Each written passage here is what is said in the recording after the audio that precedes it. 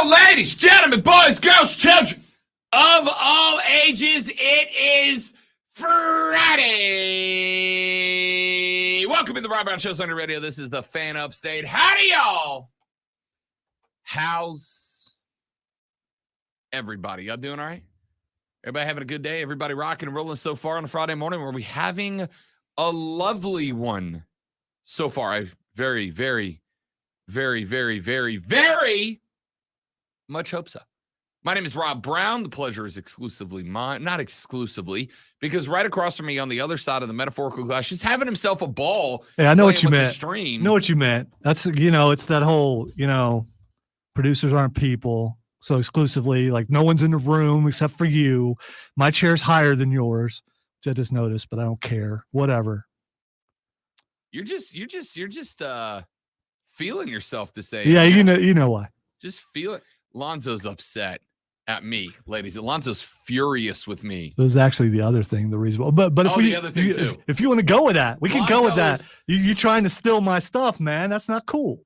Lonzo is both over the moon and infuriated with me at the same time. It's the duality of man is what we're looking at here.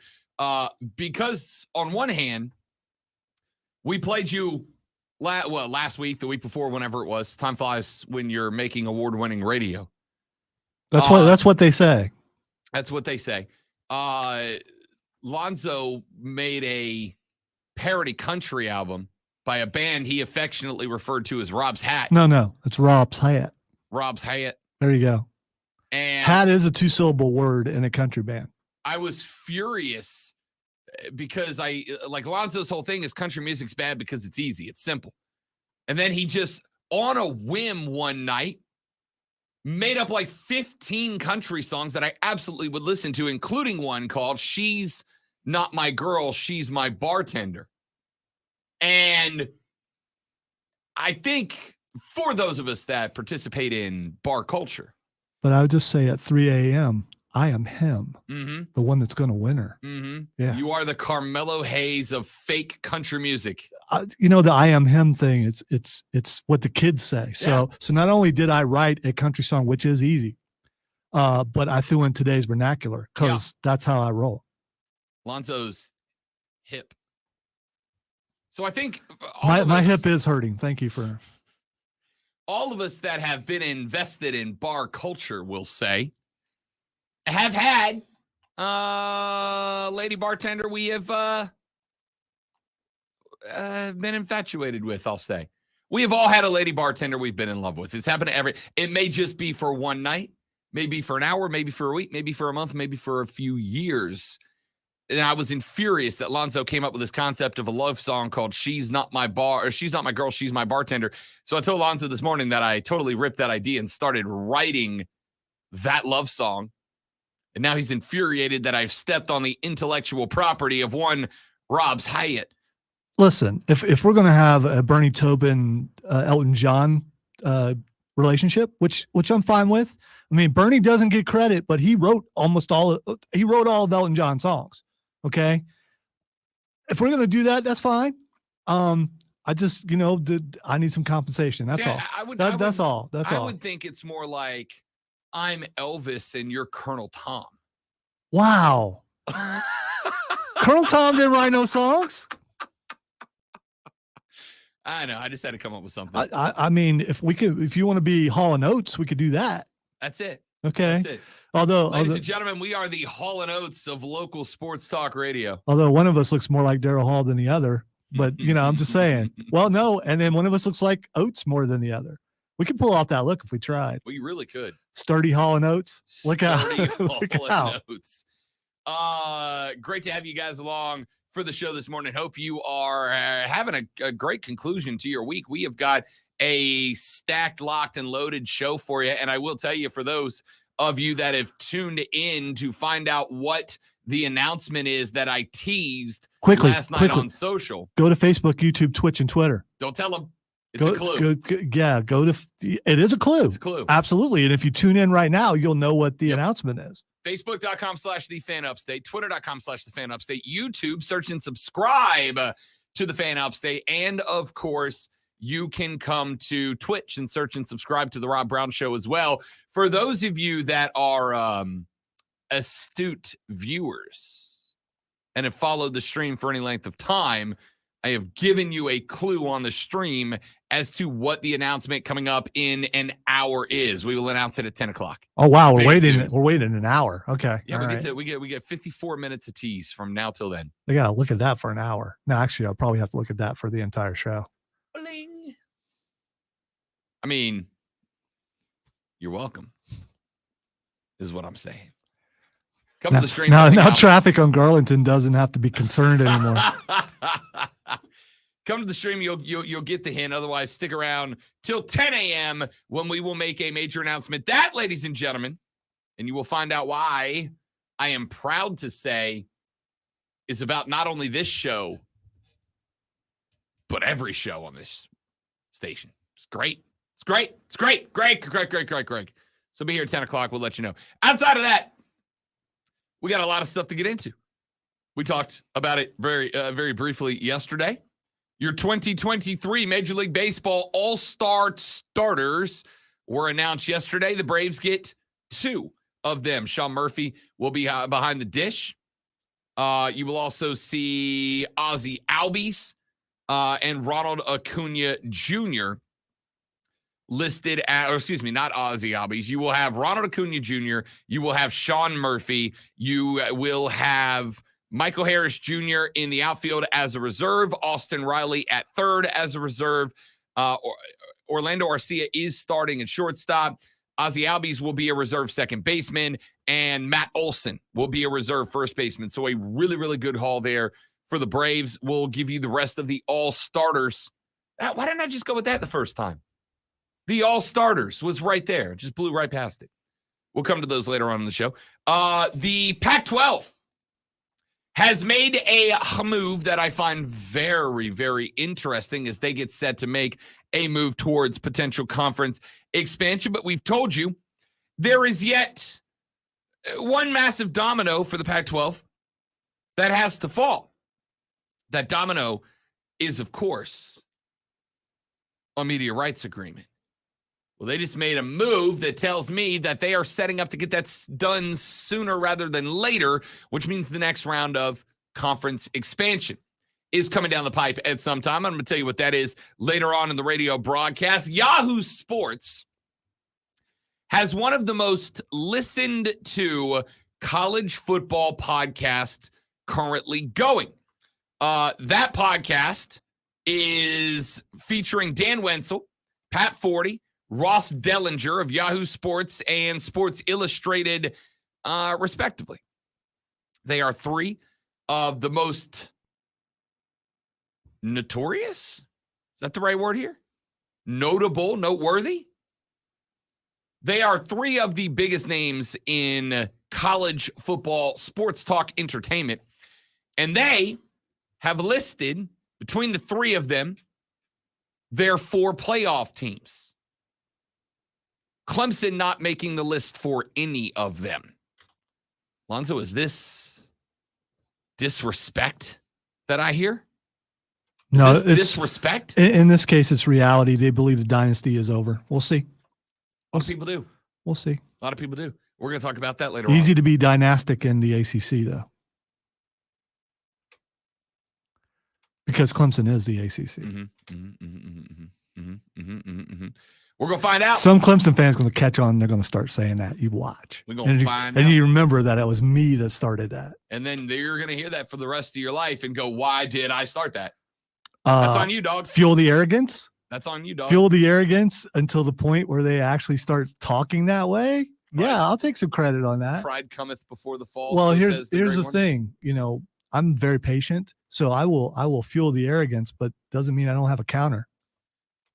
Ladies and gentlemen, we are now less than 2 months away from the start of college football. And for those of you that love to play the game with me, Lonzo, our first betting spreads are officially on the books. Cool. Yes. I got play the game tonight stuck in my head now. Play the game tonight. I went Time to play the game. Oh, okay. Yeah, that's the. I dare you. I dare you. Then Chris will have to come back in here and fix something.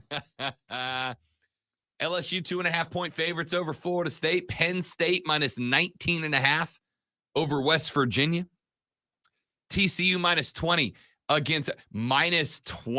against Colorado. A TCU team that has lost a Heisman caliber quarterback, lost their starting running back, lost, I believe, 2 of their starting wide receivers, lost 3 of their 5 starting offensive linemen. And I don't know how many of their starting defense is minus 20 Rob, against Neon. So a couple of dudes just sitting around going, okay, they lost this, they lost this, they lost this.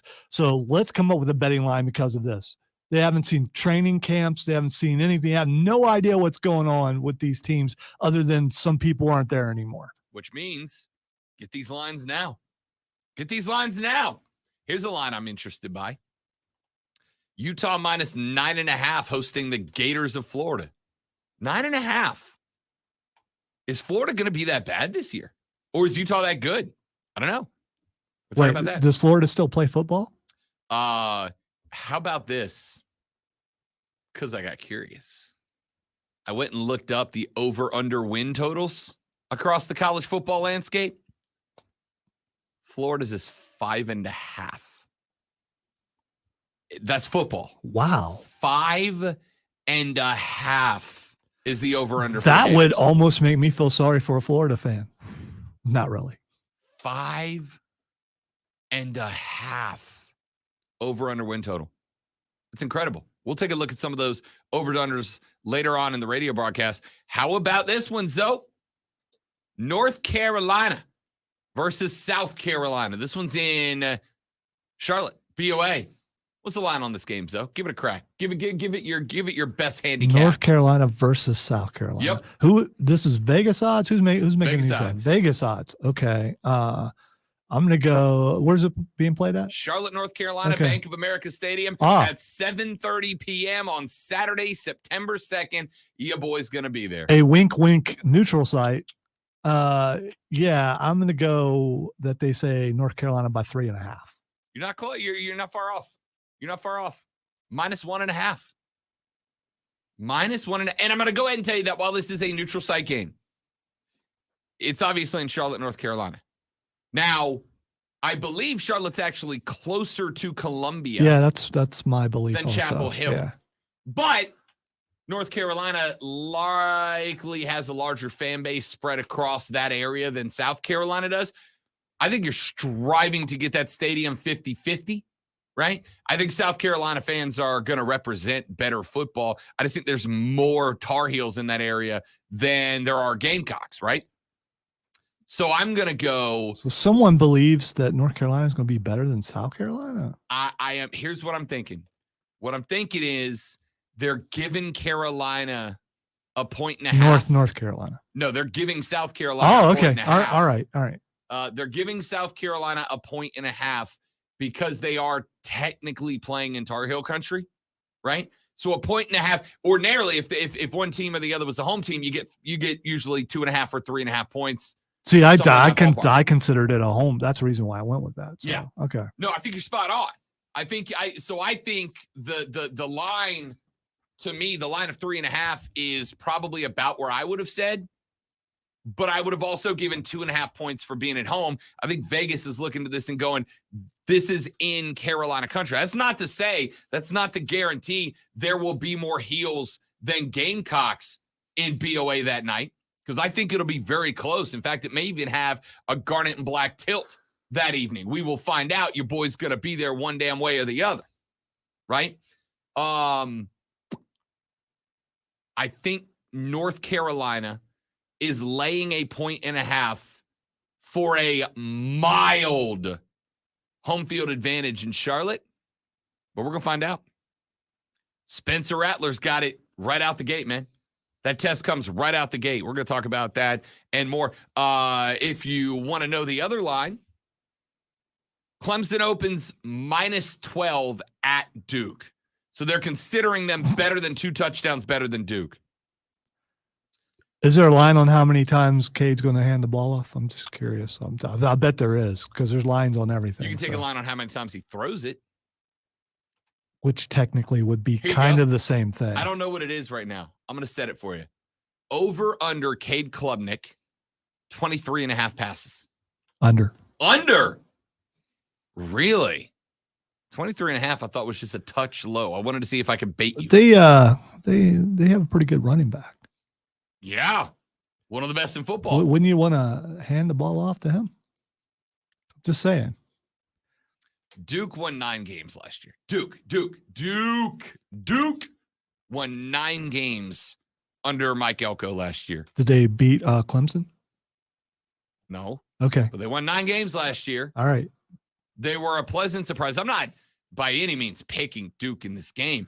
Because it sounds like you're painting them as a powerhouse in the ACC when Clemson is the ACC. Every poll's got FSU ranked ahead of Clemson. I'm just saying. All right, we'll come to that. I'm saying I know some Clemson fans went -12 at Duke. -12 at Duke. How are we not -17.5? -9? Notre Dame is -22.5 against Navy. How are we -12 at Duke?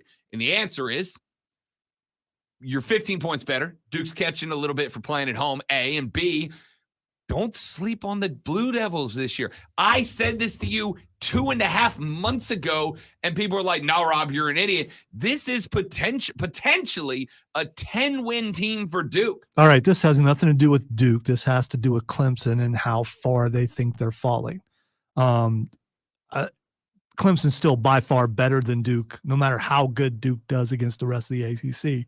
This is a reflection on what Vegas thinks of Clemson, and not just Vegas, but a lot of other people, as you were talking about earlier, that we're going to talk about later. There's nothing more tees on tees on tees on tees. Tees on tees. Yeah. Racks on racks on racks. There's nothing more frustrating in the world than when somebody just says, no, this is about me. No, it's not about you. No, it is. It's about me. No, it's not about you. Yes, it is. It's about me. You're never going to say it's about me, but it's about, this is not about Clemson. This is about Duke. This is about a vastly improved Duke Blue Devil football program. It's about Clemson. Come on, Rob. This is not about Duke. Duke plays basketball, dude. Come on. 12 points. All right. We got to take a break. We are going to be rolling today, ladies and gentlemen. So make sure you hang out. Oh. They're talking. Never mind. I'll tell you off the air. I can't say it on the air. Somebody's gross texting the line this morning. Not even ours. The other one. Ugh. We got to take a break, ladies and gentlemen. Coming up on the radio broadcast today, the Pac-12 has made a move that tells me that expansion is sometime in the near future, and they're knocking out hurdle number 1. We're going to talk about that. Is the NCAA considering cutting transfer windows in half? Not all the way. I know, that was fun. That was fun for me. That was good for me. Could it happen? Why could it happen? We'll talk about that coming up a little bit more, and a lot of baseball later on the show. I don't know, 33% of the show. The Red Band Show's on your radio. It's the Fan Upstate. I thought I had one here. No, you don't. Why is it not Duke of Earl, man? Yeah. Can't remember who did Duke of Earl. Let's see. I don't know.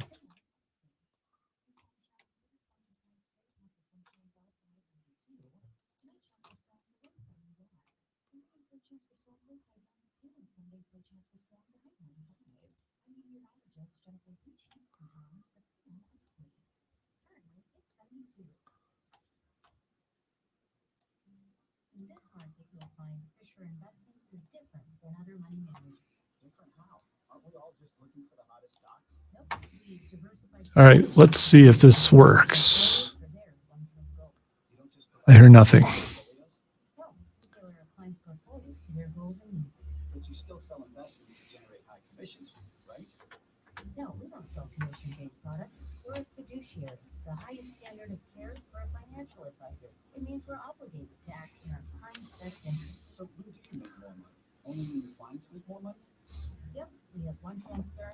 Got a new thing and I can't. It's not working. So the cart wall is working. You just can't hear it. Cool. My cart wall. Yeah, that's what I said. Yeah. You don't have one yet, so Nope. that's. I guess I Why? didn't need to So yours. clarify. Yeah.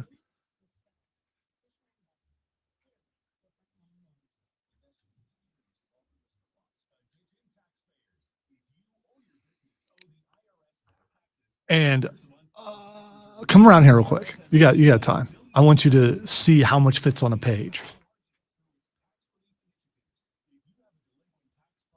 Oh yeah. So I You mean, just click it into place. well, yeah. You can't hear it, but but it's playing. I mean, Oh, love it. That's gonna be fun. yes, it will be. That's gonna get its own screen, dude. I might ask for another monitor. You were trying to figure out what to do with your third monitor, and now I mean, Now I know. yeah, I could probably use another monitor, but they don't want to be able to see the host. You're welcome. I guess I could see you on camera.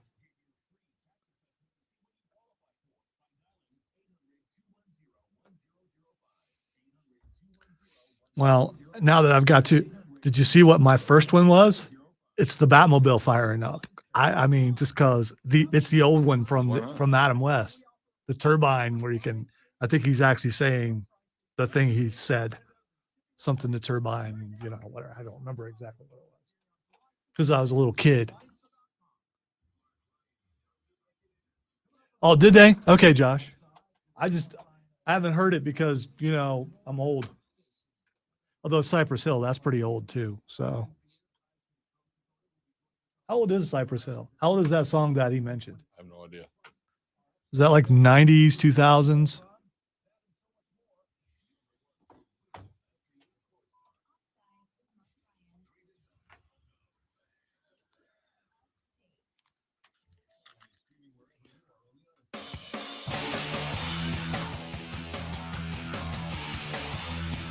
College football expansion is happening again. Not like today, but probably relatively soon. And a decision that the Pac-12 has just made is cluing me in to that. The San Jose Mercury News reported about a day and a half ago that the Pac-12 has hired Maureen Carrick. Maureen Carrick is the former chief financial officer of the United States Olympic and Paralympic Committee. And she has now been hired to the same role for the Pac-12. Now, you might think, what's the big deal about that, Rob? What's the big deal? Well, when Maureen Carrick was the CFO of the United States Olympic and Paralympic Committee, one of the most important things that she was tasked with was to negotiate the television rights for the Olympics, to participate in that process, to make sure that the U.S. Olympic and Paralympic Committee were taken care of in the financials of TV contracts. Take a step ahead. Take a look. What is the number one priority right now of the Pac-12? We have told you on this show, you have been told on other shows multiple times, that the number one priority of the Pac-12 right now is, without a doubt, to get a new media rights agreement put into place. Why? Because the Pac-12 can't invite anybody else in until they do. That's the next hurdle. That's the next thing that has to be accomplished. So if you're working on getting a new media rights agreement put into place, if you are trying to get a new media rights agreement, financials are the number one thing to make sure that the deal is done, it is done right, and it is done with prosperity for the conference in place. They have just brought in somebody for whom that is their expertise. That's what they do in Maureen Carrick.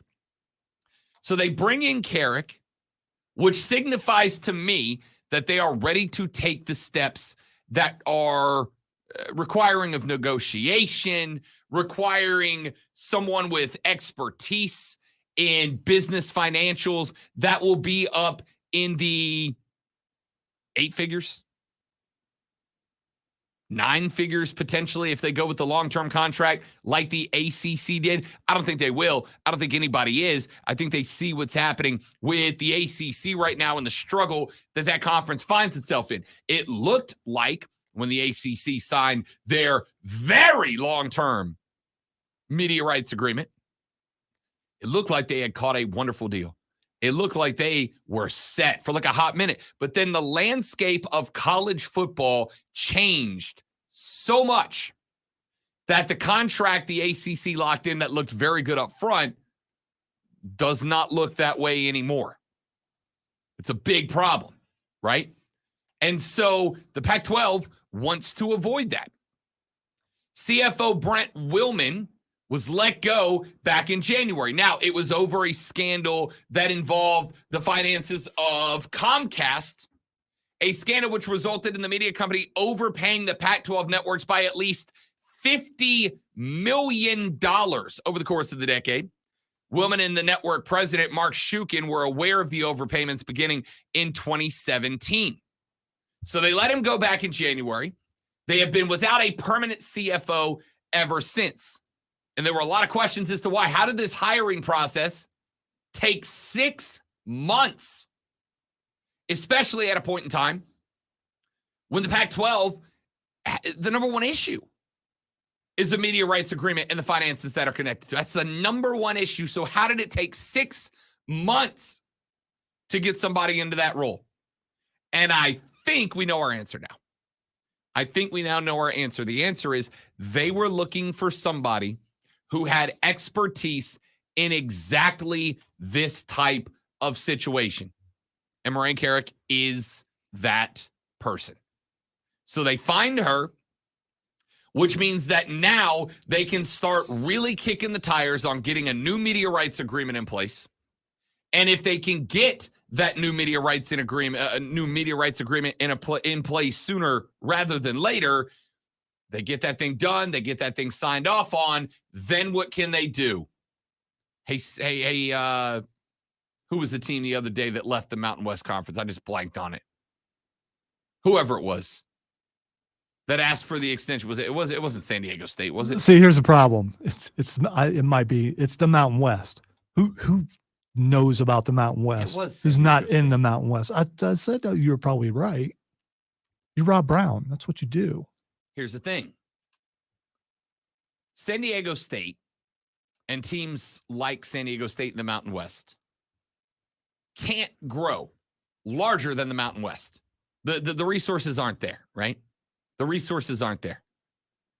At the end of the day, this type of business is dog eat dog, I guess, is the expression that gets used very frequently. I am a huge dork. And one of the questions I've seen in the past of why don't we see the rise of new species, right? Like, why don't we see things evolving past the cellular level? The answer is because of resource scarcity and competition. When there's only so many nutrients to go around.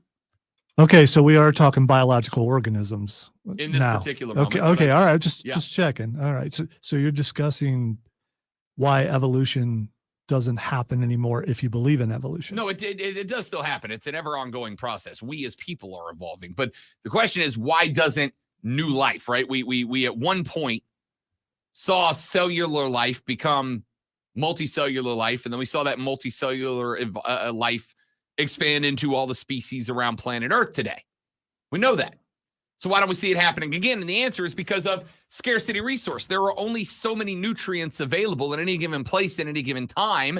And when you have had an apex predator that is capable of hoarding and consuming those resources, then lesser organisms can't compete, and therefore they get knocked out. That is the law of natural selection. You're not going to go into climate change and No, stuff like that. that's a whole nother analogy. Okay. I mean, at some point, we you were heading in that direction. I mean, I know it's the off season and all that stuff, but I mean, hot take radio, baby. So why don't we see new forms of life pop up? The answer is resource scarcity. There's only so many nutrients to go around, and creatures that have evolved to maximize efficiency in gathering, collecting, and utilizing those resources don't leave extra resources for new stuff to pop up. And that is effectively what we're looking at here. The conferences like the Pac-12, the Big 12, the Big 10, the SEC, the ACC, they collect as many of the resources that they can. There's not much left over for the Mountain West. So the Mountain West just survives. It cannot advance the way it would like.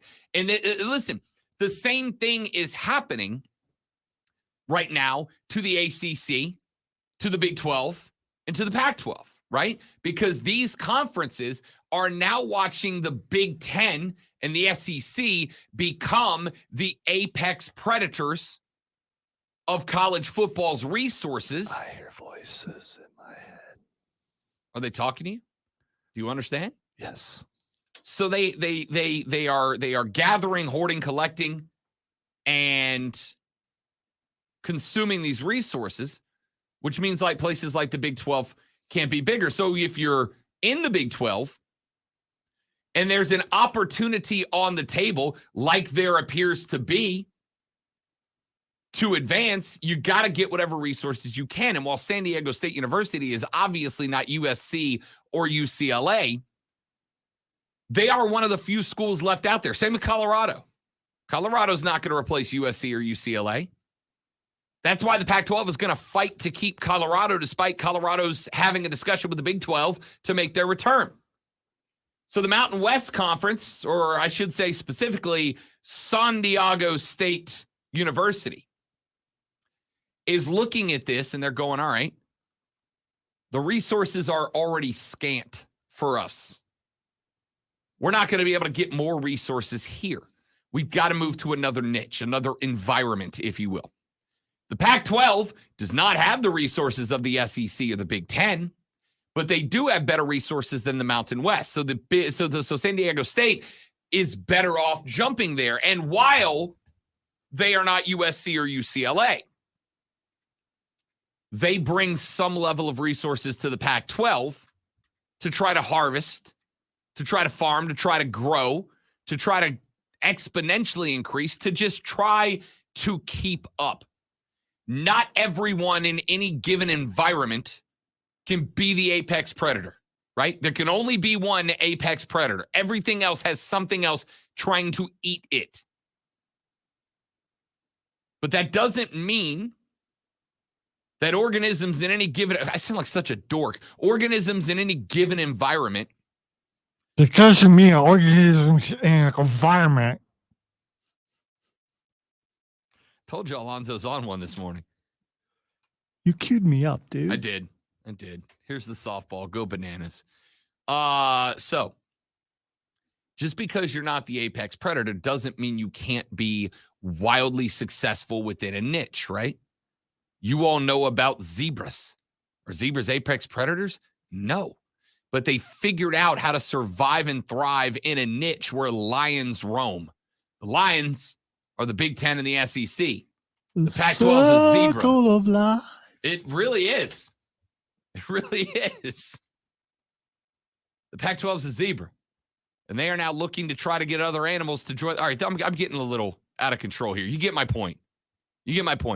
So the Pac-12. I think some of us got lost about 6-7 minutes ago. I can't. When you started going evolution, it's Listen, just like, yeah. It's just. You say what you want. The analogy was outstanding, right?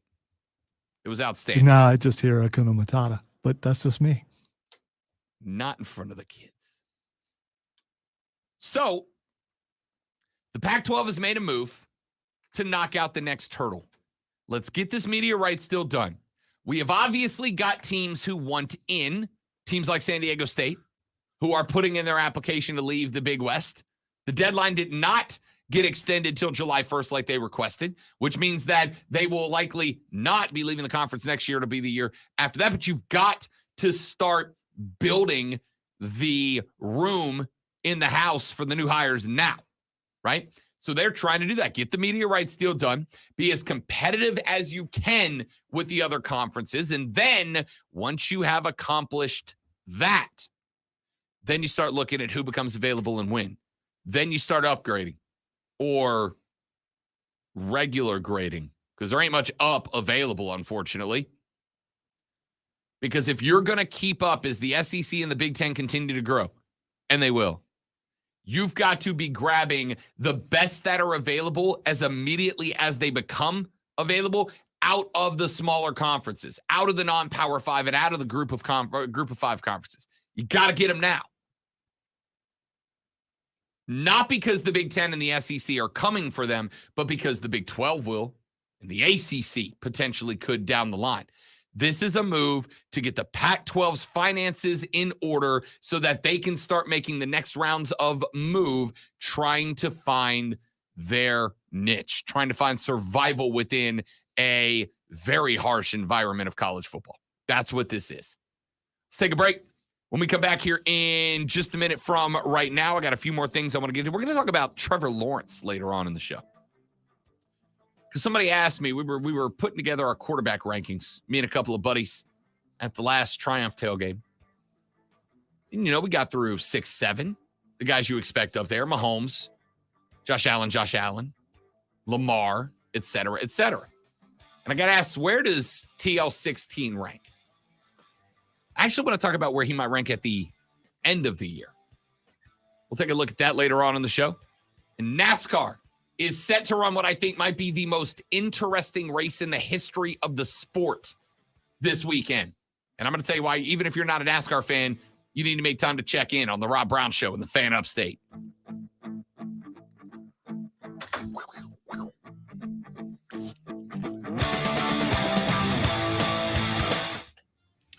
To answer your question, Keegan, if you were a fan of the first couple of Indiana Jones movies, go see it because I thought it was a good ending to a franchise.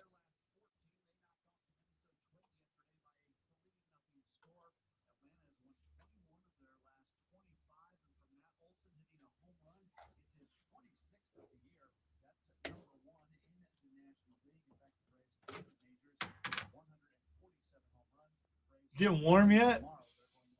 No, it feels good in here. I'm comfortable.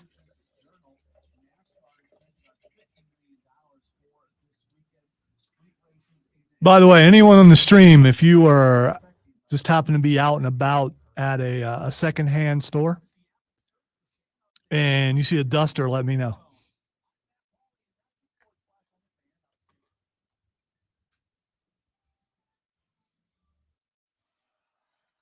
You don't have to buy it. You don't have to do it. Just take a picture or something and send it to me so I can prove something. He's acting like he's not paying attention, which he very well may not be paying attention. Responding to an email. Which works good, the fact that he wasn't paying attention.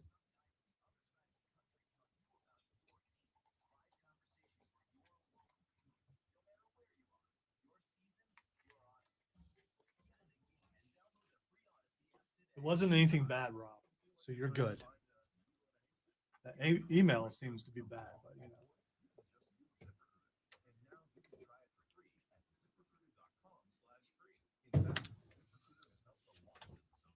All right, let's change the outputs and see what happens. Because, doubt anything a break. Welcome back, Chris Evans, Captain America down the hall. All right, I was just getting ready to experiment, but here are all the outs. Yes. So I figure it's one of these two, maybe. This is just with this program. So should be speakers. What I was saying is but we don't need to go in and mess with all that when there's settings in this thing itself. Don't need to go in and mess with all that. Don't be mean with me, dude. I don't know what you're talking about. Okay, I thought you were talking about the computer settings itself. When this is this is a separate thing. This should be able to fix it in here, right? You'd think, except you have a really long list. Let's fix it. Thanks, Chris. You're welcome. Outstanding work, Chris. Way to go, man. Glad I can help. You just come in the room and things just work.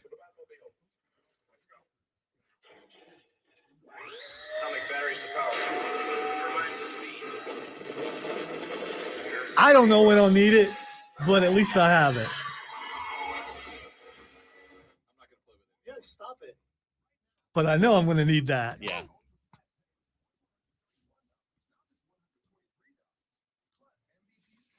Okay. Thank you for taking time out of your busy day to come in and help me. frequently- But Okay, I just what I was saying is that, no, I know, but I found a simple solution, and I appreciate it. and what I'm saying is, No, we don't need to go do all that. It's good. It's good. Yeah, I look know. at here, I don't and want to then look look at at here. here. Yeah, I know, but I don't want and it then to. just see which one of these lights right, up when right. you But I don't want to mess up any other program. see how Because that it's- one's moving. Then just set it You to that. just have You to. don't have to guess. All right, like all right. one of So you just four you just different got to prove your superiority in front of our audience. Okay. Yes. All right. Yes. All right. It's what I do. Dominance. Get out of my room now.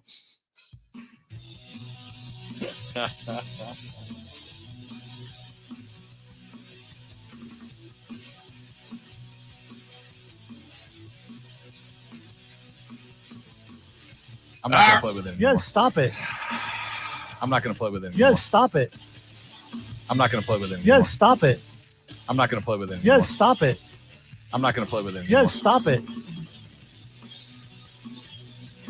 Chris, come back and turn it off again.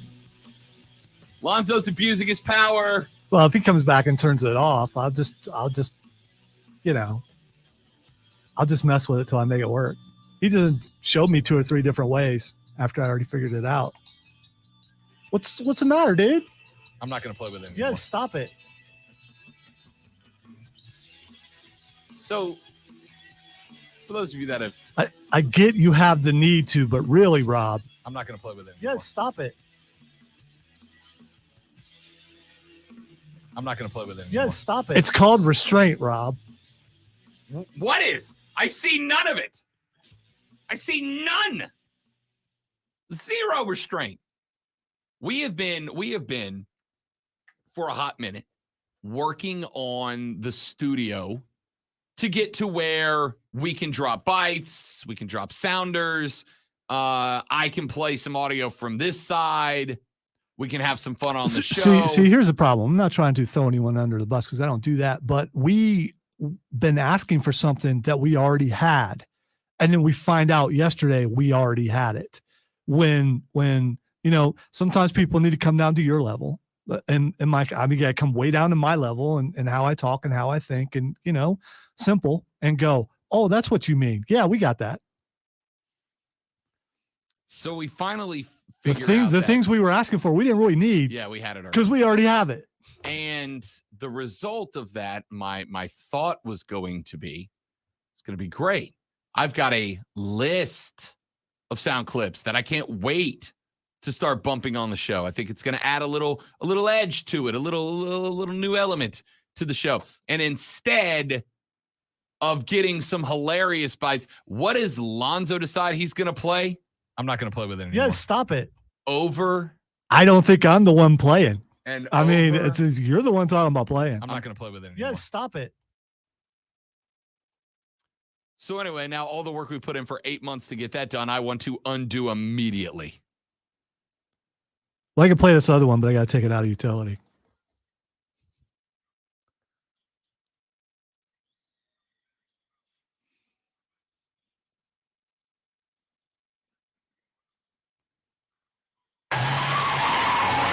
Yes, stop it. I was curious if I could play 2 clips at once, and I can, but one's drowning the other one out. So there's things that we need to work on. Now I got to remember exactly where Rob was yelling about Coke yesterday.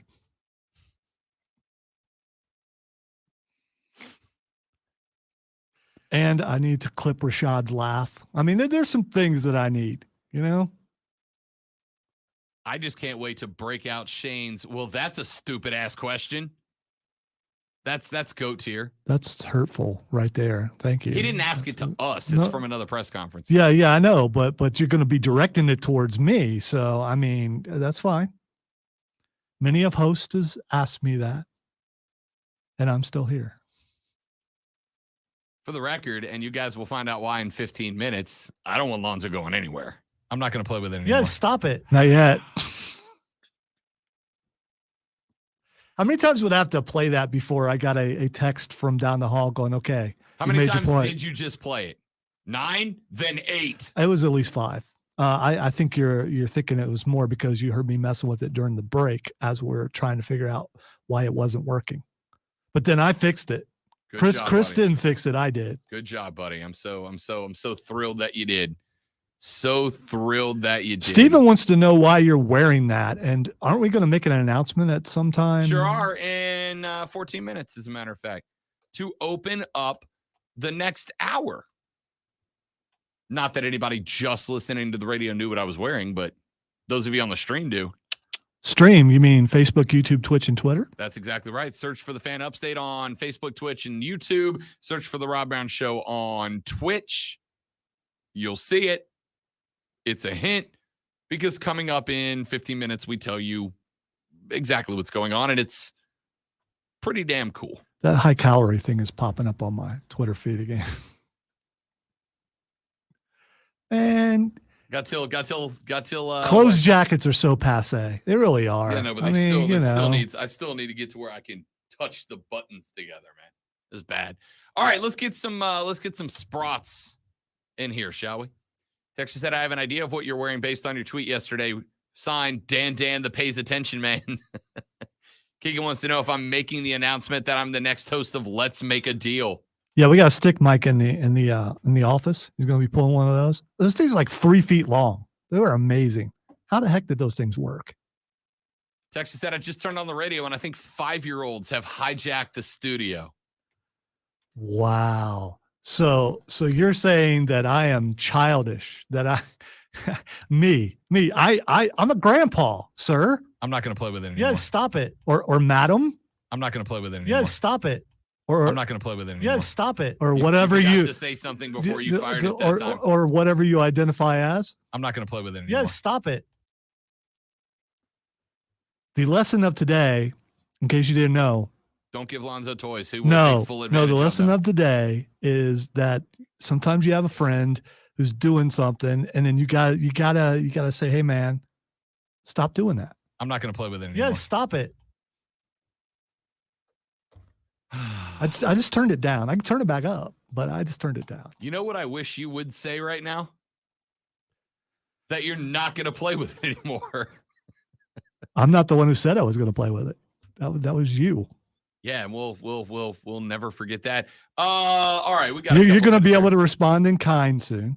Take a little effort, but you'll have to catch something that I say, or use something that someone else says. I mean, you can find stuff, I'm sure. Oh, it's Because as you pointed out earlier, the first thing that you're going to play is that's the dumbest thing. So apparently you think that I say that a lot. So you're going to have that ready for when I do that. Remember last segment when I said it's really frustrating when people say that's about me when you say it's definitely not about you? All right, Rob. Remember that? Here's this thing, and I've explained this to management. I've explained it to family. I've explained it to friends. It's always about me. This is my story. Okay. This is my story. I appreciate you being a part of my story, but this is my story. You may think it's your story. It's not really. It's you're a part of my story. This is my story. And yes, I am referencing something. Someone out there might get it. James Harden has exercised his $35.6 million player option, but he did not do it because he wants to stay in Philly. He did it because he wants a trade out. Shocking. I'll show you. I'm going to sign my contract. Now what you going to do? Philadelphia is reported to have offered as much as 4 years at over $46 million to keep the Beard in the city of brotherly love, the most ironically named city in America. And it wasn't good enough. He is likely going to force his way out. Harden averaged 21 points per game, 6.4 rebounds per game, and over 10.5 assists between his 2 seasons with Philly.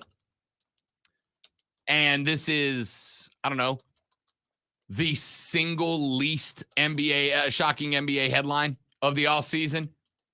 James Harden gets traded. Shocker. Again. Whoever wrote that headline forgot to put the word again at the end of it. Lonzo, if the Beard came out today and said he wanted to be a part of your team, do you want any part of that? No. Yeah, I don't think so. I mean, he's a good shooter, doesn't play a lot of defense. He's not really motivated, and he seems to be cancerous to a degree to whatever place he's at. But you know one thing, you sign him, he's not going to stay there long. Nope. He's a great player. I'm not disagreeing. Again, 21, 6.5, 10.5, and Best part multiple All-Stars. about James Harden was his ESPN commercial when he was in Houston. Houston, we have a problem. And he's just in there clicking buttons and pushing everything. Something that I just want to do every single day. I don't want any part of this cat, man. I'm perfectly happy with all right, LaMelo Ball. All right, so let's say you had to choose, and there's no option here. There's no don't do that thing. You had to choose between Kyrie Irving and James Harden. Who you going with? James Harden. Because they're both available. Here's what's wild. I read a story the other day on ESPN. And we're going to bring it up. Smell I of don't sage really is care. not that bad. I'm just saying. Sage smells nice. Yeah. I read a thing the other day because Kyrie Irving is going to become according to this ESPN Chiron here, Lonzo, an unrestricted free agent. So Kyrie will be, according to ESPN, an unrestricted free agent at 6 p.m. this evening. Man, he's unrestricted. All right, let me just make sure that unrestricted isn't actually a word. Okay, it's not. So anyway, The question, the fact that you had to question that for a moment. Well, I'm an idiot, so I like to make sure. I read a thing the other day. I was unrestricted, man. Now I'm restricted. Now I'm strict. Now I'm straight up restricted. I'm saying go to the strict club. So the piece I read the other day was that despite the repeated instances of drama that have followed Kyrie Irving basically everywhere he's gone in his entire NBA career at this point, apparently he is like one of the NBA, in terms of the players, favorite player. Apparently, guys in the league love Kyrie, like as a dude, which, all right, man, like whatever. Love who you love, do what you're going to do, fine. The Uncle Drew thing, that is pretty entertaining. That's what it is. Is that what it is? That's what it is, yeah. Okay. Dude, when he's dressed up as Uncle Drew and shows up on the court and people don't know It's it's not him. bad. It's not bad. He's one of the league's favorite players, and I like. Apparently, he's so beloved that Bron's looking at trying to talk LA into signing him. We get another volume of the Kyrie and LeBron show. Yeah, but we heard that last year. The thing is, if Kyrie was on that team, I think they go a little bit further than what they did. I'm not disagreeing. They went further than they should have. I'm not disagreeing with that either. I mean, I don't know. Denver still wins the whole thing, but maybe they're more competitive. I don't know how much farther they could have gone. Texture says, I saw a story last night. Kyrie wants to join Durant in the Suns. So KD, Devin Booker. Wait, how many times were they actually on the court when they were together? And where was it? Brooklyn? I'm gonna go ahead and tell you. Yeah, right. Could you imagine Durant following KD? It's not. I don't think. Kyrie following Kyrie Durant. following Yeah. KD. But he does. Durant does follow KD. It's his burner account. That's how that works. Why? Watch Phoenix end up with Kyrie, KD, and Harden. Be incredible. Run it back. What if they did run it back and it worked in Phoenix? Well, then they can How do you blame. feel as a Nets fan? Yeah, then they can blame the coaching. Yeah, if you're a Nets fan, you immediately are like, blow up the Barclays Center. We're done. Ladies and gentlemen, top of the hour break. When we come back, I actually did not intend to talk any NBA today, but here we are. When we come back, massive announcement for the entire station. We are jacked up about it. We're going to drop that info on you. When we come back, I'm Rob Lonzo. This, ladies and gentlemen, is the Fan Upstate. We're so jacked up. We're swole, bro.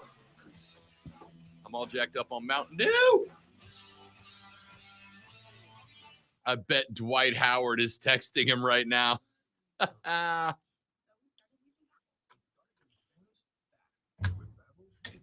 Make a phone call. Be right back, guys.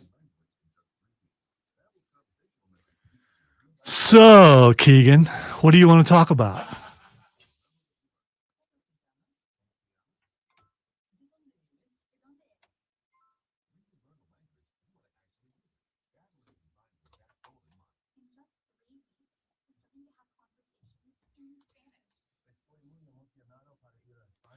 What other sound clip can I find that will just completely annoy Rob?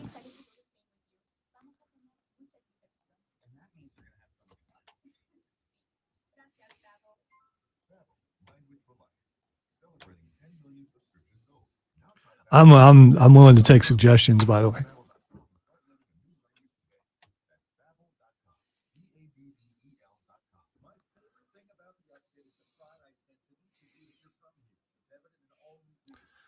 Oh, I just thought about it. I got to pull that Shivani thing. Yeah.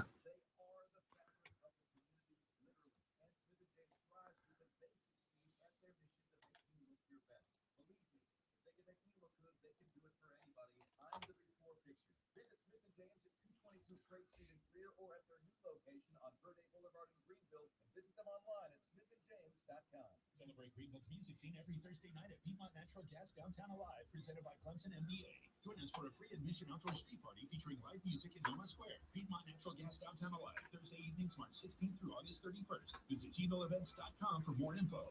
Hi, I'm Henry. I kept it off of baseball for that entire hour. I don't know if I can continue to do it, though. I can only derail so much. I'm trying to get you guys what you asked for. You asked for only 25%. The jacket will be back in a moment. He had to leave the room for a moment. So just hang on, Luke. He'll be back, guaranteed, within another minute and a half. I hope.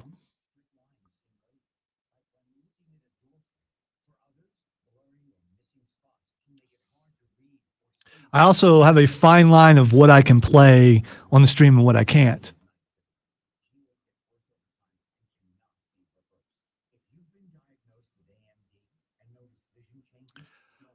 That's a good question, Keegan. They did get rid of some of those people, and then they hired Pat McAfee, famous for podcasts and other stuff.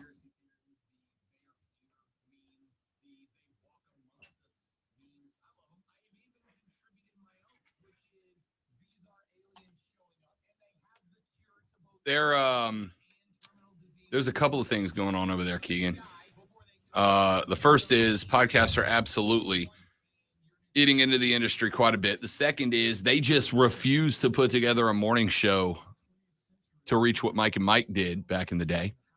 Well, they tried to go the opposite, and it just didn't work. It did not work. Yeah.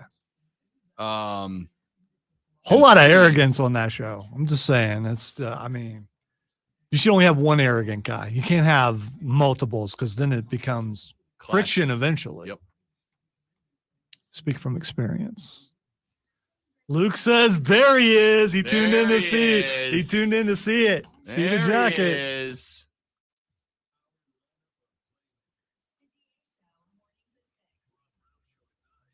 You know what, Zoe? I just think about it. I've got like 4 cowboy hats. I'll bring one in. See, I'll bring the big one in. See if it fits you. You can just borrow it. Yo, bring the big one Bring the in. big one. Oh, that hurt. That really hurt. Am I going this jacket in all black? I think I am, right? Damn, son, that is one compelling argument. I like that. I'll start building my library.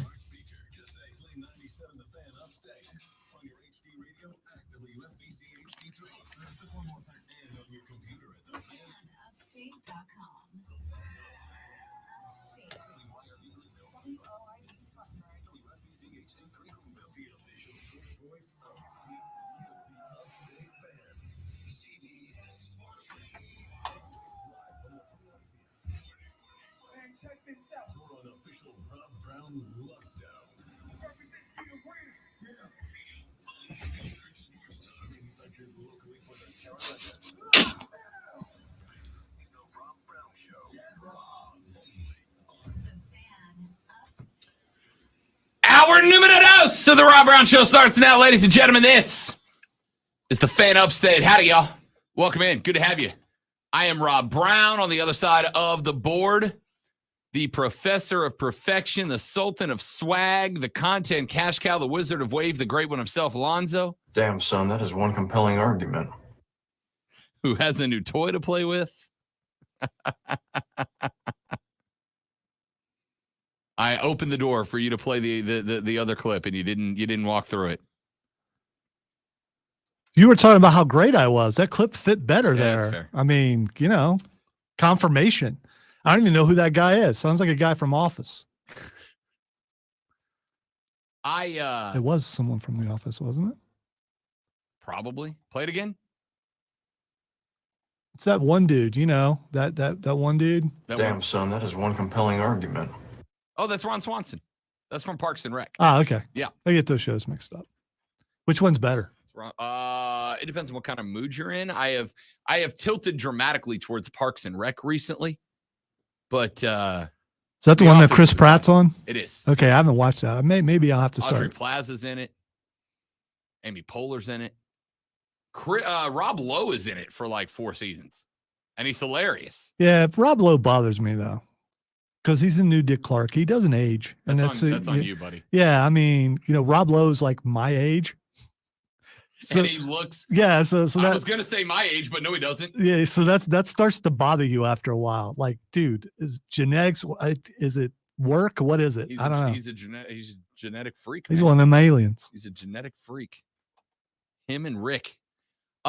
We told you, ladies and gentlemen, that we have what I think Wait. We got something to do right now. we do.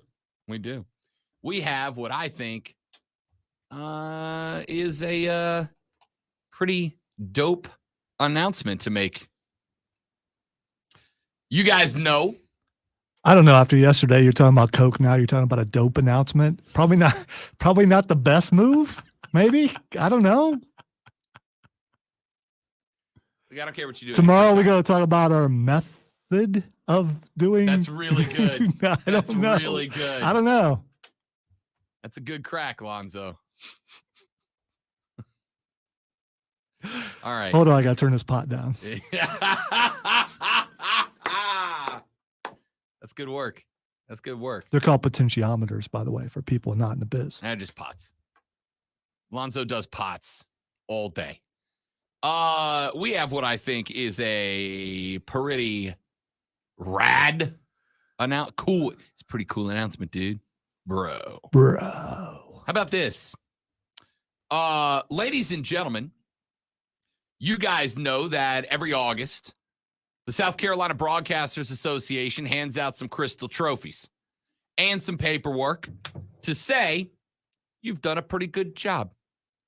And you know that Lonzo and I, 2 years ago, won Sports Talk Show of the Year. You know, the year right before that, Offsides with Mark Ryan won Sports Talk Radio Show of the Year. Well, I am here to announce to you that this August, the South Carolina Broadcasters Association will be handing out another crystal trophy for Sports Talk Radio Show of the Year. You ready for the best part of this announcement? No matter who wins, it comes back to this building. It comes back to this station. Because for these ceremonies, they bring the top two. They bring the top two to sit there in a puddle of anxiety, or maybe that's just me, to see who won. Depends. I'll probably take care of that for you. I'll Not take it that kind of possibly. puddle, So, but well, okay. What other puddle is there? I mean, did you spill Sweat, your? man. I Sweat. thought maybe You you got to sweat it out. spilt your drink or something. So, no matter who wins Sports Talk Radio Show of the Year this year, the trophy comes back to this building because the top two sports talk shows in South Carolina, according to the South Carolina Broadcasters Association, are the Rob Brown Show and Offsides with Mark Ryan. All right, and let me explain how this works. We've already won. You either get the big trophy or the one that's a little bit smaller. It's the Merit Trophy, but we've already won. So it's not one of those you go and you come away empty-handed. So the fact that we're on that list, we've already won. but we want to win. But the station, in the end, there's only been 1 year the station did not have that trophy, and that by was the last way, year. All four of us were infuriated by Yes. that. All four of us were infuriated by that. This station has owned that category for Years for now. like a decade. Yeah. And the fact that last year we were out of it, it just made everybody hungry. And so we really worked for it. And now the entire station is nominated. Cannot wait to go there in my cowboy regalia. Yeah, the theme of the dinner is hoe down. Hoe down. And usually we try to I went as a mime 1 year. Whatever the theme is, I'm going to do that. And so we're working on getting me a cowboy hat. I want a duster. Probably won't get one, but I got should I wear Spurs? I do not have cowboy boots. I'm also, because I don't need them and I will never wear them. You need a pair of boat. And kickers, as man. I was told, you're not going out and buying cowboy boots to wear one time. You are now. No, that would be the one thing I would do. So I am willing to. I'm a little worried about wearing a secondhand hat, but I don't mind wearing secondhand shoes. So I might be able to find some cowboy boots at a secondhand store. Y'all gonna get to see the lead singer of Rob's Hat come around August. All right. Let me say this. Do we wear 6-shooters? Because I'm not sure that would be. UNC Chris said, please go as Boss Hog and Roscoe. It's not that kind of hoedown. So let me I'm going as Hoss from Ponderosa. I'm just going as Clint Eastwood. I'm gonna find a poncho. No, I'm not. I'm wearing this jacket. Ooh, you know what? That is a good alternative to the duster. You can get a poncho. I can rock the poncho, but it's good. Do you put frills on it? That's not cultural it's Clint appropriation, is it? If you put frills on, I You're the don't bad know. and the ugly. Let me say, ladies Which and one am gentlemen, I? that I am proud as hell. I really am. I am proud as hell because it went from Mark winning one, me winning one, and plenty of incredible hosts who have been on these mics. Or you could look before. at it as Mark and Lonzo winning one, and then Rob and Lonzo. I just want to, it's a team thing, and he's going to talk I'm on. gonna have to put No, butter on the doors no, to get your head no, out. no. Hold on, it's already large enough. It can't get any bigger. You're doing all this talking, which is great. It really is. I'm so thrilled and excited. I couldn't sleep last night because I'm back, baby. But Rob is missing out the biggest thing of all. Rob Brown is nominated for Sportscaster of the Year. Yeah, we are nominated as a show, and we should be. But Rob Brown is nominated as Sportscaster of the Year, and he has a major uphill battle because the guy he's going up against, He's won it all the time. Right? he has never lost. Really? He has never lost. I'm up against a dynasty. You I'm are. up against the Tom Brady of South Carolina As sportscasters. far as I know, he may have lost one time to someone that was here. Yeah. But this is the guy. And I'm talking about Rob Brown is the guy, not that other guy in Columbia. No, we're talking about Rob Brown, Sportscaster of the Year. So yes, the Rob Brown Show and Offsides with Mark Ryan were both nominated, and we're going to bring home some hardware, guaranteed. But Rob Brown is nominated for Sportscaster of the Year. And believe it or not, humble enough to not talk about himself first, because I think it is a major feat. There was reluctance and worry about making that submittance. I don't know the word. Submission. Yeah, that's it. I'm just too excited. But Rob is nominated for Sportscaster of the Year. He probably was going to just pass over and not mention that. But he is, and that is the coolest part of the whole thing. So we're going to go to Columbia. Rob's hat is playing Columbia. Irmo. We're going to Irmo first. We might hit Lugoff and some Elgin, and then maybe Lugoff, Elgin. Maybe we'll just play the border, like Florida Georgia line. Rob's hat at Lugoff, Elgin. Irmo Columbia line. Yeah. So we're going to do that, and then we're going to win some hardware, and then the after party, as the kids say, is going to be lit. I am going to say with all sincerity, I cannot tell you guys how friggin' proud I am and how badass I think it is. The fact that no matter who wins the SCBA Sports Talk Radio Show of the Year award, that trophy comes to our house. You know, and it's not just about the trophy. It goes down in the annals. The annals. Spell that however you want. Of the South Carolina Broadcasters You're gonna tweet me, Association. there are 2 N's in that word. Yeah, we don't care how you spell it. You know what? Go ahead and text annals to 71307. Spell it how you want. Let's get Yes, weird. spell it however you want. No matter who wins this thing, That's Bill Frady on now. He'll think it's hilarious. the Fan Upstate will, in 2023, have its name written down in the SCBA record book alongside Sports Talk Radio Show of the Year. Not only the Sports Talk Radio Show of the Year, but the Merit Award as well. Merit Award means this, like you were right there. This is it. These are the top 2. It's gold and silver, right? It's incredible, man.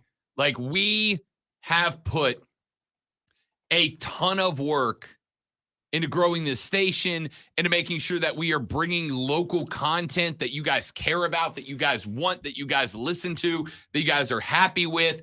But I will also say that this is an award that is not voted on by listeners. This is a vote that is voted on by our peers. And I'm not trying to make this sound any kind of certain way, but nobody scrutinizes radio harder than radio. We are constantly critiquing and criticizing and evaluating and changing, because if you don't, you die, right? If you don't, you die. And now, 3 out of 4 years, the Best Sports Talk Radio Show Award belongs to the Fan Upstate, and it is guaranteed to belong to us this year. So let me just say, I am proud as hell of Diesel and Mark Ryan for the work they have continued to put in to grow Offsides, and it has grown exponentially. I am proud as hell of the work that Lonzo and I have put in to make sure that this show is what you guys want it to be every single day. And I am proud as hell that coming up in August, the South Carolina Broadcasters Association, which is made up of radio dudes and dudettes from around the state, judges from around the state, and if I recall correctly, a couple from outside the state to maintain some neutrality, listened to the submissions of these 2 shows and said these 2 shows are the 2 best shows in the state, both on the same station, and they're up against each other. Listen, we would all be liars, the 4 of us, if we said we don't really care if our show wins or the other one does. Of course we want to win. Of course we want to win. Of course Mark and Diesel want to win. But I will tell you with all sincerity, I don't care who does I do want to win. But I am more elated by the fact that the best 2 shows in this state, according to people who work in this industry, and by the way, if you're voting on this, you've been in the game a while. This is not something that they just poll randos and go, hey, overnight show on a 10-watt signal out in the middle of nowhere. These are people who have been in this game for a very, very long time, listened to the 2 local shows on this station, and said these are the 2 best shows in the game. I am beyond proud of that. We have put in a heck of a lot of work, the 4 of us that are on the air, as well as the folks who step in and fill the gaps when we are out. The Tim Holcombs, the T2s, the Robs, the Brandons, the folks behind the scenes that bust their behinds to make sure that these shows air and these shows get where they need to be, have put in a ton of work to get us not where we want to be, but where we are now, which is to me something to be proud of. So to me, I could not be more proud of the fact that no matter who wins that trophy comes back to our house. It's very awesome. And I've been here a couple of times when it was like that, when both shows were nominated before all you guys got here. And it was it's cool walking in knowing that the station wins no matter Yeah. what. It really is. It takes the pressure off of you to a degree. And yeah, Rob's right. You do want to win. But if we don't win the top prize and Mark and Diesel do, good for them. Let's put it this Yeah, way. yeah. Let's put it this way. We want to win. Yeah, I'm pretty proud of our submission. You know, we keep putting off playing it. Maybe next hour. I mean, you know, I'm down for it. It's okay. already in now. They can't take it back. Yeah. So our reluctance to play it, at least my reluctance to play it, is I wanted to see if it was nominated or not. And if it wasn't, then I don't think it was good enough to be on the air. And it was. And it is. And it is. Yes. Let's put it this way. We want to win. We want to win every year. I was infuriated last year. Say, dude, you listen to a sports show because you're competitive. Of course you want to win. We want to win. We were infuriated last year by this, to the point that for those of you that have followed us on the stream all this time, Facebook.com/TheFanUpstate, Twitter.com/TheFanUpstate on YouTube, or The Rob Brown Show on Twitch. For those of you that have followed the show, you know that there has been hanging in the window behind me on the stream for the last year and 2 months. There's been a red sequin jacket. The reason that red sequin jacket has been hanging there for a year and 2 months is because that jacket got purchased to wear to last year's ceremony. Because Lonzo and I were going. We didn't get invited. We didn't even get on the podium last year. So I brought that jacket and I hung it on that window right behind me where it is currently not hanging because I'm wearing it. And I hung that jacket on the window, not because it made a great backdrop for the stream. It did. I hung that jacket in the window so that when I opened the door every single day to walk into the studio to do my show, when I opened the door to the studio, it was the first thing I saw. Not any of the signs, not any of the banners, not the mics, not the equipment, not the gear, not the flags. I hung that thing right there so that when I opened the door to the studio every single day, it was a reminder of the failure of last year, which I put squarely and entirely on me.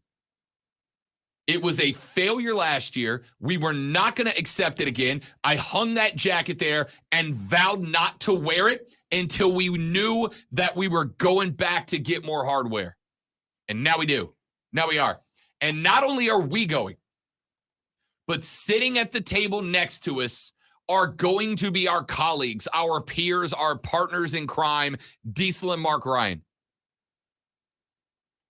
I want to win. They're going to want to win. But here's what I'll say. Zoe, if we're not going to win, that's who I want to lose to.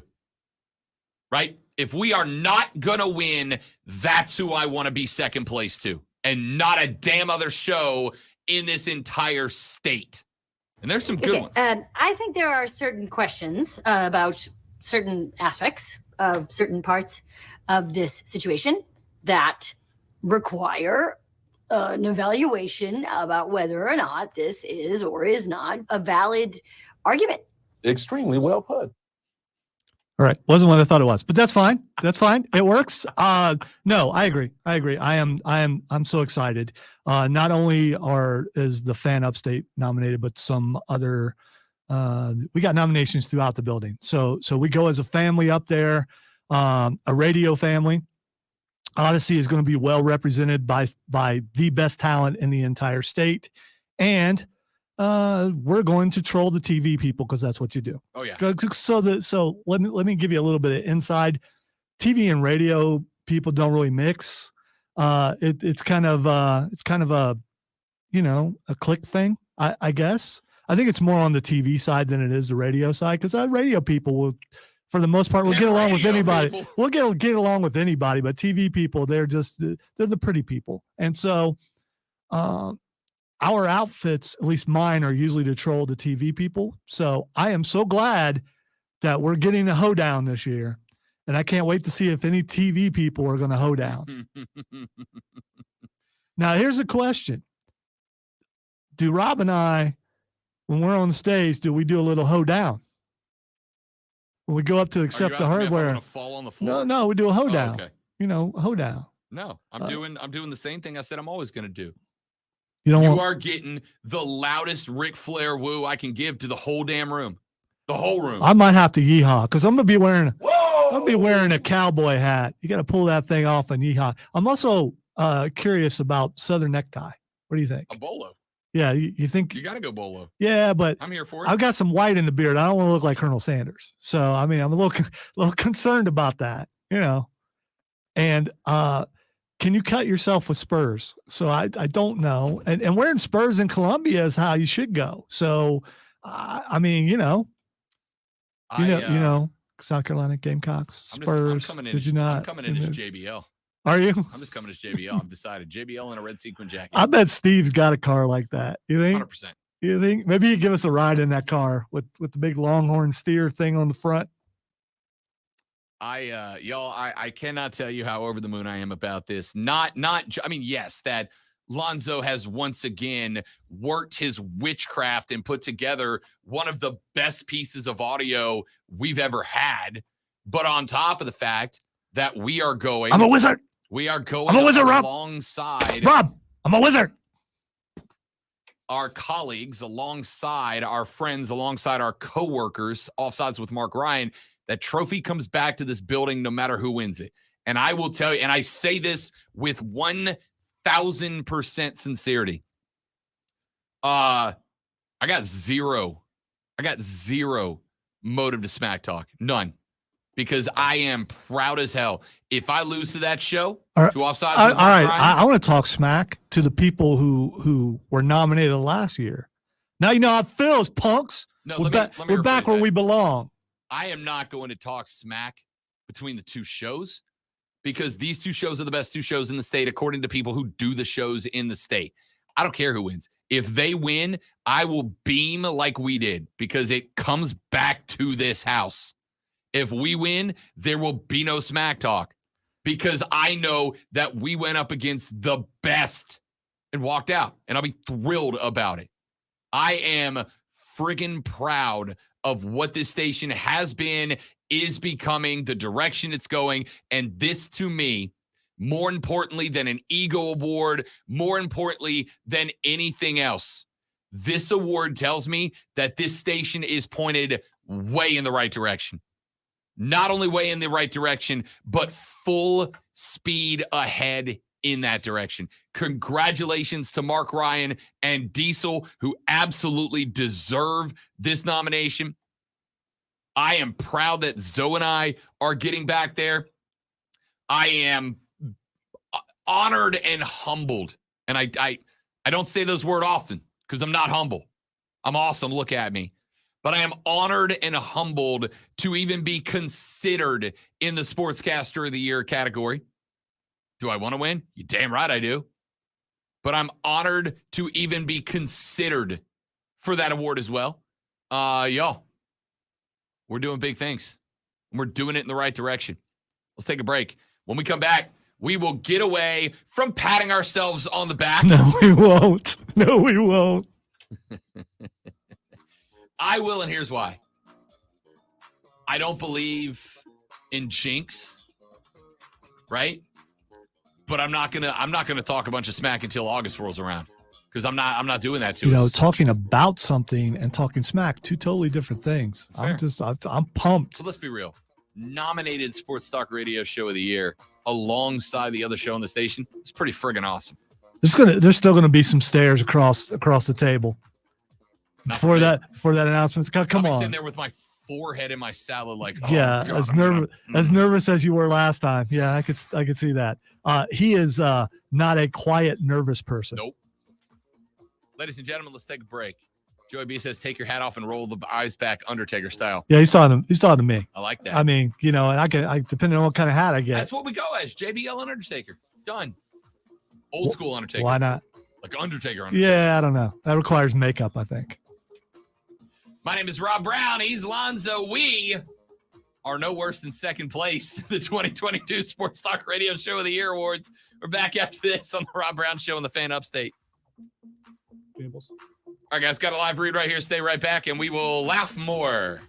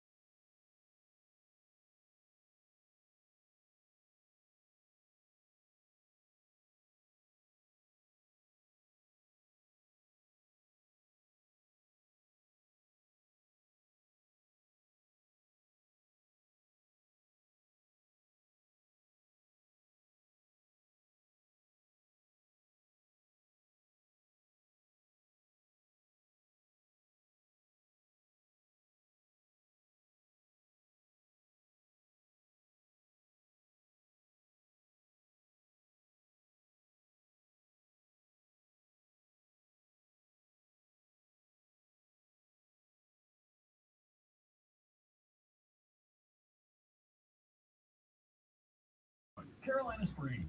Rear golf. Links a All right, we back. Grab your foursome and Skrilla, welcome back, buddy. state golf card. Trey, I will never forget, amigo. I will never forget. I'm your Huckleberry. I'm your Huckleberry. I'm your Huckleberry.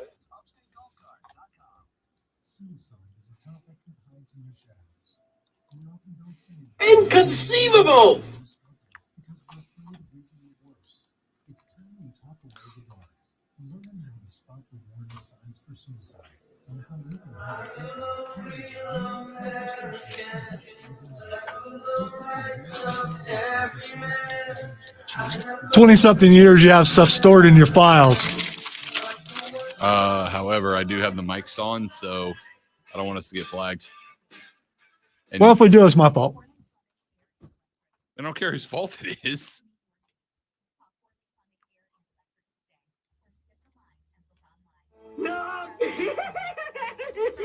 What am I doing here? Is that Rocco from Rocco's Modern Life? All right, you're killing me here that you don't know who Pinky is from Pinky and the Brain. Oh, that was Pinky. It sounded like Rocco. I know. I very well know who is Pinky from Pinky and the Brain. Yeah, there ain't nobody believe you. It's a lot of nonsense. Zoinks! That was more Shaggy than it was That's Pinky, Shaggy. but you get it.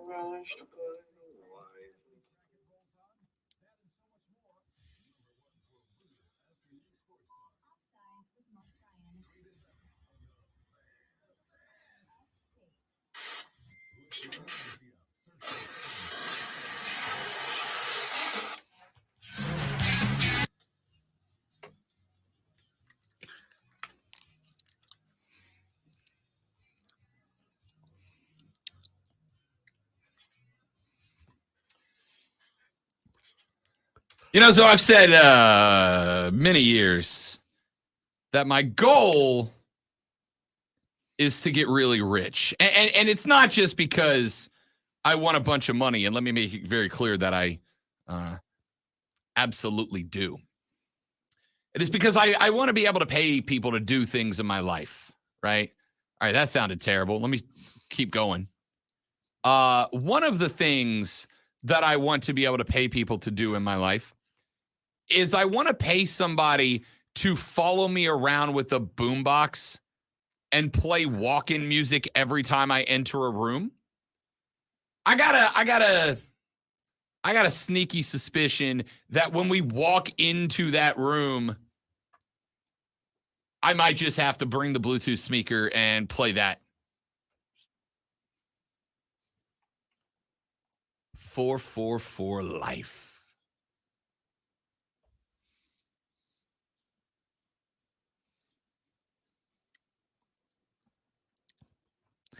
Because you know what? The thing about the NWO thing is you cannot walk into a room with that playing and not strut. There's a certain feeling to it Nope. that you just got to be like, I am the Boat. the baddest person in this room, sir. We are the boat. And we know it. And you know it. All right, Tommy says, dibs on Boombox guy. I will take that paycheck. Well, right now it ain't much of one, but I'm working on it. Working on it. No, what if we just have the boys from the band come up and play us live into that room? Don't Remember, set hey, it keep up. in mind if it is what it was last time we were there, and there's a Yeah. there's a DJ. Oh, There's a DJ. I got extra cash, homie. I don't think you have to pay him cash. You go up and Hey, say, dude, hey, can man. you play the Degeneration X theme? yeah, but do we play it if we don't win? No, you got to play walking in, right? No, I meant walking up. That's a good call. That's a good call. We do get walk-up music on the stage after they announce it, right? Right. Yes.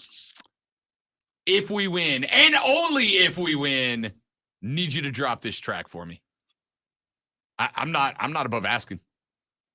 Will we be the first people in the history of the awards to ask for their own walk-up music? No. I mean, some of those guys, somebody there had to hire that guy, and they probably know that guy or girl. Could be a girl. What do we play if we lose, though? I'm sorry. So sorry. Oh man. No, we all win. So it's but we do want to win still. Everybody's gonna win. Yeah. Everybody's gonna win. We're Yeah. walking up out of here with the Fan Upstate bringing home show of the year. By the way, I'm not real good at approaching people and just asking them things. So I'll just remind you when we get there and you can go talk to them. Because I know you'll do it. Yeah, no, for sure. For sure. Let's see. All right, we got a bunch of texts that have come in so far. Texter says Lonzo is firing on all cylinders today. Yeah, he is. Yeah, he is. I have got. I'm your Huckleberry. We talked. Were you on the show the day we talked about whether he says Barry or Bear? Yes, Rob. I'm thought so. almost always on the show. Well, I know, but it's very. Unless a very random I'm in the hospital or on vacation. Okay. Exactly. Texas said y'all need to live stream the award show for all your listeners. Yeah, I don't know if they'll allow that. I don't think anyone's tried it before. Only in trouble if you get caught. Dude, we can live stream our table. Yeah. No, I'm serious. We can live stream our table. We might do it with just for that category. You know. No, because I mean, well, do you guys want to see the look of disappointment on my face, on someone's face when one of the four, well, two of the four of us don't win? Oh, we're all winners. I mean, because we're there. Texter says, "Congrats on the accomplishment, guys. However, would Lonzo accept the sports trophy if it was a silver Tom Brady shaped piece of hardware?" You know what? I would, and then I'd immediately throw it in Lake Hartwell. Texter says, "There is no failure in sports." Signed, Giannis Antetokounmpo. You know what? And I say this sincerely. There's a moral victory in this, no matter who walks away. Sorry, a morale victory in this. It's not that I don't understand your perspective. It's just that your perspective is dumb. No, it really comes down to the mentality that was put forth in the wonderful classic movie known as Highlander. There can be only one. And that's really what it comes down to. We want to win. If we don't, we will congratulate our compatriots from the afternoon on their victory. But no matter what, the Fan Upstate has already won. There is, ladies and Well, gentlemen. we all going to look good. We I really got are. to point that out. We We all really going to look are. good. There is, ladies and gentlemen, a moral victory to be had here. And that moral victory is the fact that, as mentioned, we all won. The station won. Most impressive. The Sports Talk Radio Show of the Year award comes back. I'm going to stop. To us. I'm getting into Jim Rome territory. I don't want to do that because it's a little annoying. Yeah, you got to be careful. We can't infringe on the gimmick, man. Here's what's going to happen. Okay, Rob can no longer pause, or he's, when I get it, there's going to be a what? Because I will get that, and I'm also going to get a yeah. Yeah. Dummy. Can't wait, man. Can't wait.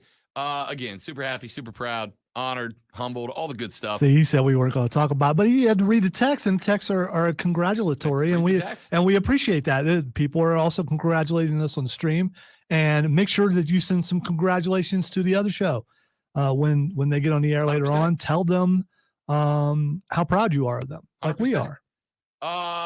Texas says, "Screw the starting 11. You couldn't have done it without me. I'm the number one starting water boy." Chomp, chomp. Well done. Texas said, Texter said, one of the players for the Patriots said he understands rules are rules, but he can risk his life for his team. I don't think we've risked our lives doing radio, but I like the sentiment. I think Joe on the stream is right. Ray is down bad right now. Ray is He down is. bad right now. He is not, for all the texts and emails and things about how bad the show is. Eat it, Ray. Eat it, Ray. Ray is in his feels right now. There ain't no doubt. I don't know what it is, Ray, but eat it.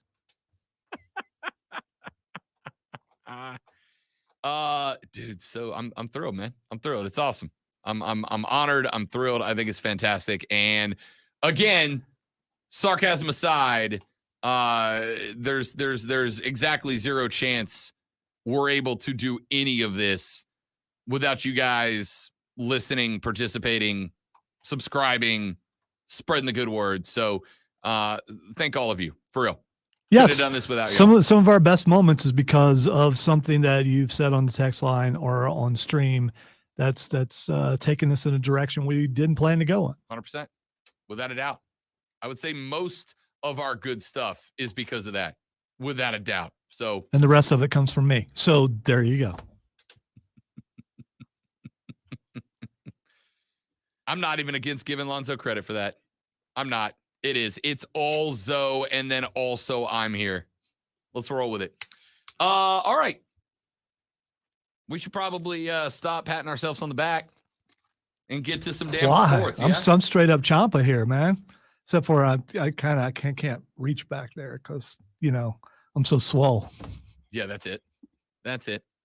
The most interesting texter says, if you win, say nothing else except when is the parade, and then no, I have to go home. Texter said, LOL Ray, go touch grass. That's a Gen Z insult, and I'm here for it. The most interesting race in NASCAR is going to take place this weekend. It is the 74th anniversary of NASCAR's first strictly stock division, what is now known as the Cup Series. Since then, there have been 2,696 races on ovals and roadways of dirt, asphalt, concrete. And now we get one unlike any ever before. Why?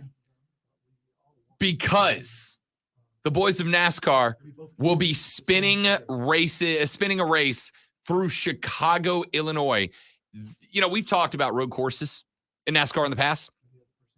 We have talked about road races and how it kind of forces some new stuff. This is the first time ever that NASCAR will run a true street course. Michigan Avenue, Lakeshore Drive, other roads through downtown, around downtown Chicago.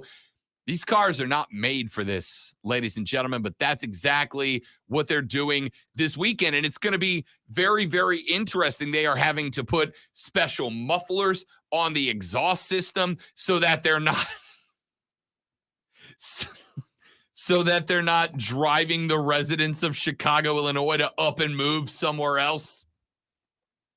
They are putting special tires on there. They are worried about the wear and tear on the roads. They are worried about regular street asphalt underneath the incredible heat that these vehicles put off.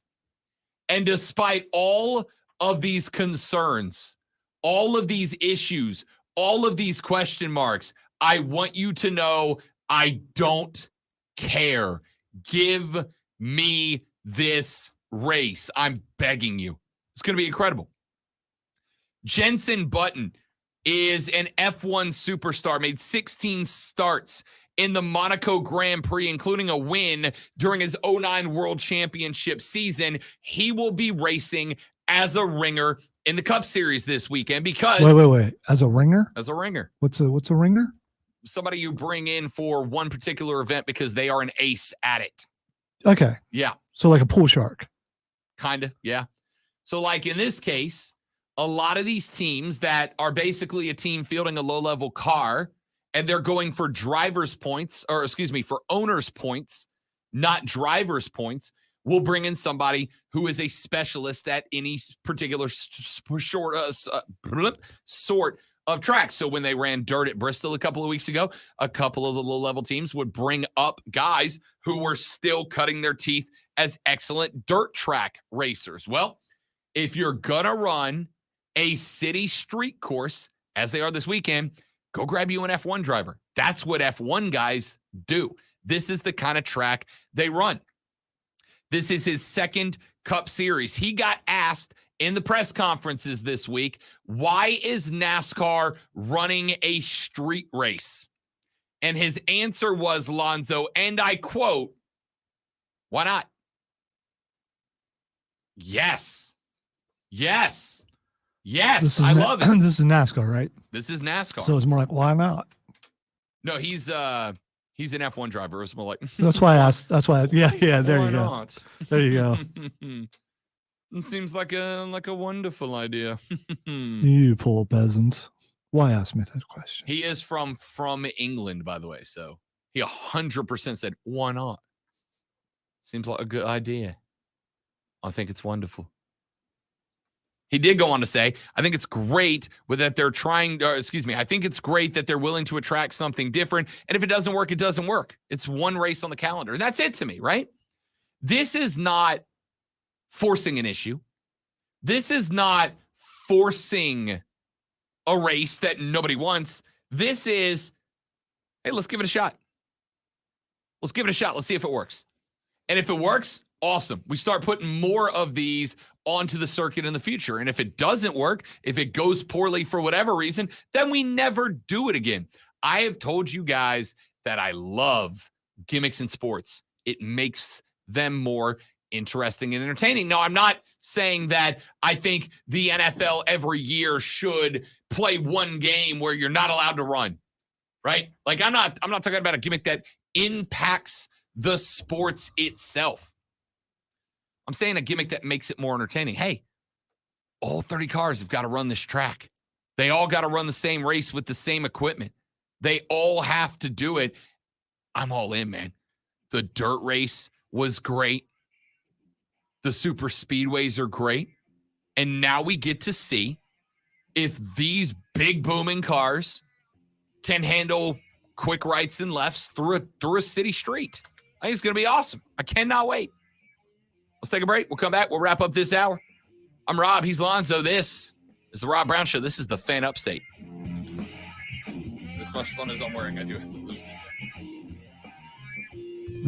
I gotta go to the bathroom. Oh, That's no, I'm taking the jacket off. Oh, okay. My bad. I was gonna say I don't have time to fix it. I gotta go. It's a short break. Why are you putting it back up, man? We're gonna take it home. Hot, man. We'll take it home. Nope, stays up here till I wear it. Clemson on the men's side, they are going to travel to Alabama. This game is scheduled for Tuesday, November 28th. Clemson 8-4 all time against Bama, while Clemson women's basketball, they will head to Auburn. I do got to lose some LBs before August, y'all. That is official. All right, give me 30 seconds. Be right back.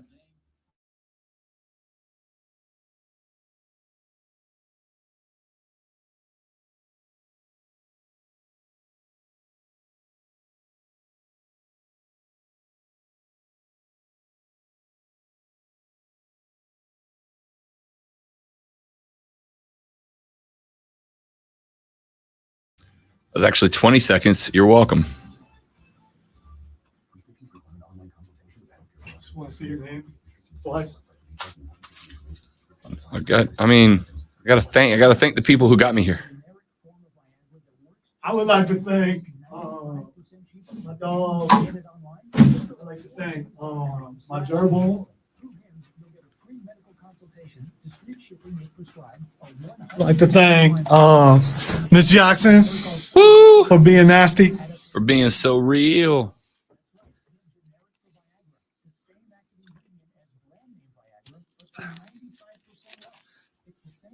Someone called and was congratulatory towards us and disappointed that someone else got nominated. So, I mean, I'm not. I'm freaking thrilled about it.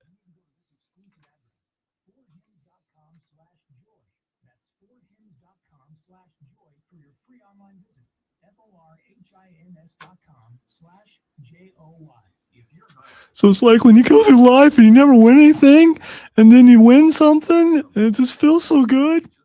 Oh, the nervousness is the fun part, though, because you're still going to be. Yourself, buddy. No. I was being sarcastic. Extremely nervous every single time.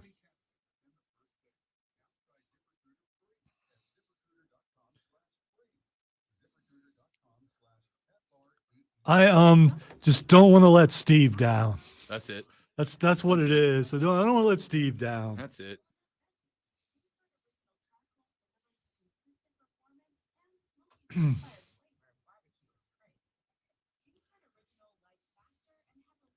Also, do you like it when other people can't go or don't go, so you have to go up multiple times to receive all their awards? Are you kidding me? And it looks like you did everything? If that happens, I'm sending Holcomb up every time because he doesn't appear to like going up there. Although you got him to do something last time. What'd you get him to do? I forget.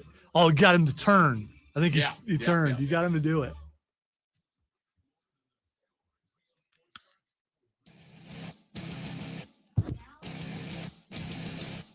Texas said, what's your over-under of wrecks on this race? I actually think – I don't think you're going to have a lot of guys get DNFs because of accidents. You're going to have a couple. You're going to have a couple of guys because – and if you're interested, you can go to ESPN. They got a really cool article about this up on the front page right now, up to and including they actually brought in an F1 vet to drive the course virtually so you can actually see it from the car's perspective and the driver's perspective. It's going to be really interesting because this is not even like any of the road courses that have been run so far, right? It's a road course in that it turns left and right, but you've got a different substance on the ground. This is a different kind of surface than these guys are used to running on. There's probably going to be a lot less traction, which is fine when you get in the straights. Here's the thing. The longest straight on the course is only like a third of a mile, right? The longest straight on this course is not even a half a mile. It's that short. And you keep in mind, these boys turn 13, 14, 15-second circles at Bristol, which is a half a mile. That's it. That's the longest straight. Everything else is turns. In, out, left, right. Some are very sharp. 90 degrees right, then 90 degrees back left.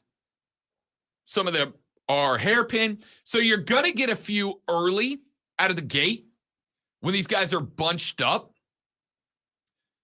You're also going to get a few from guys who get on the brakes way late. We see that every year, right? We see that at Sonoma.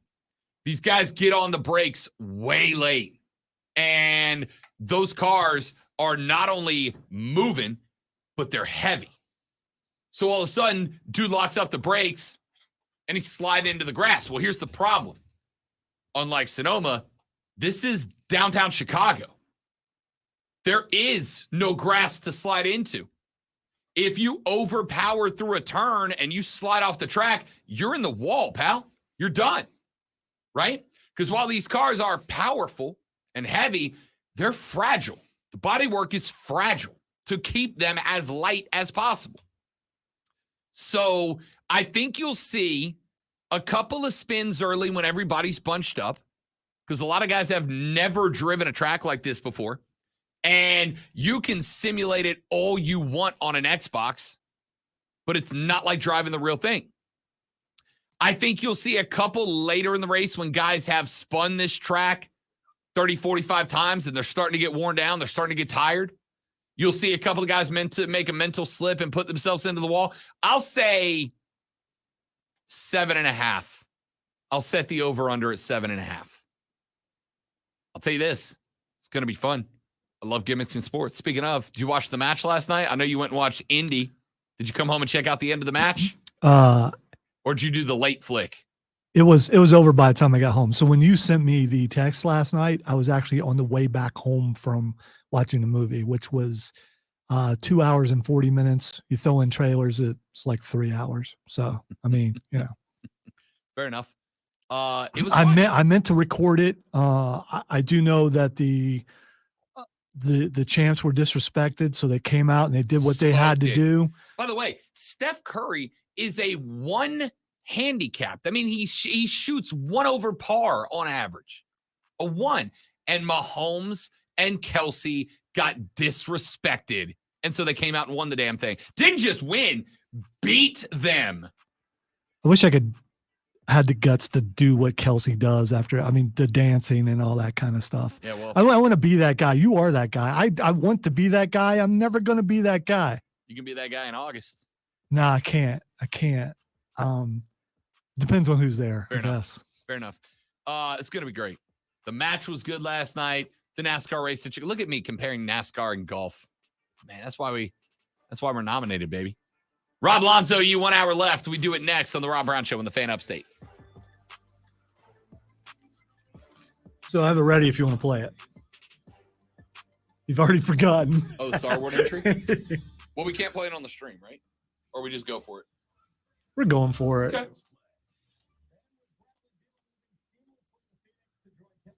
We got less of a chance of being flagged for that than we do everything else I was Yeah, playing that's true. earlier. So That's true.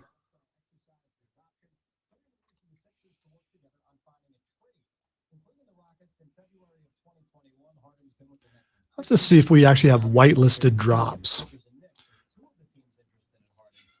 Whitelisted means it's you can play it on stream, by the way.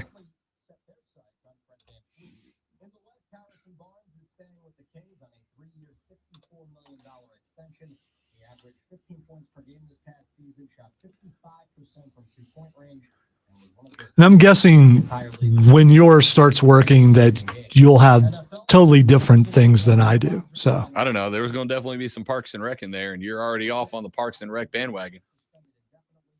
well, I have a bunch of cuts that I got for another show and never used them. And some I did because Darth Vader's good no matter what station you're on. Mm-hmm. Gatorade Zero, pardon me. Sugar-free Gatorade. I'm glad you convinced everyone.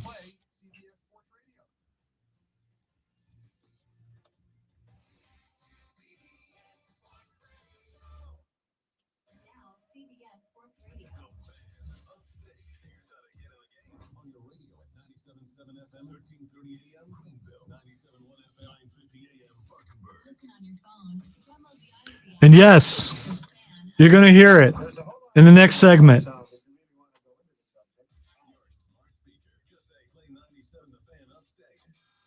But the thing is, you guys were here. You've heard all this. So you're just hearing a recap of what you've already heard.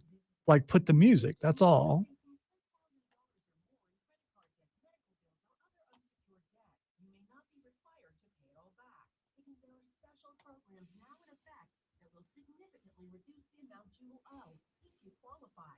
This is not bankruptcy or a debt consolidation loan.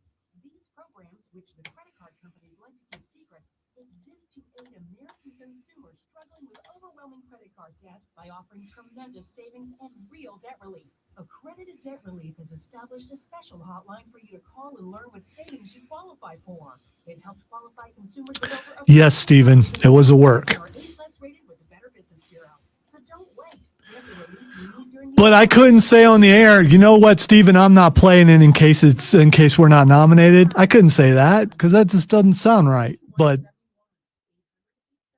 that was my reasoning.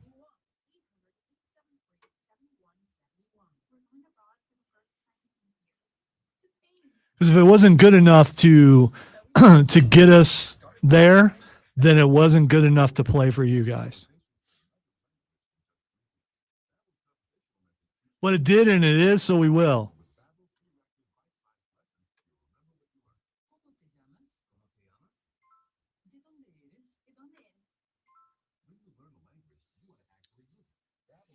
The Dondayers?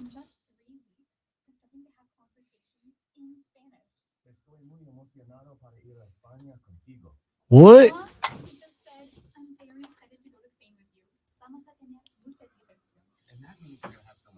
I believe she said vamonos. Celebrating 10 million subscriptions sold. Now try Babbel for free at Babbel.com. Just go to Babbel.com and start learning a new language today. That's Babbel.com. Babbel.com. I'm here with Travis Betts, owner of CNT Foundations. Hey, Gary.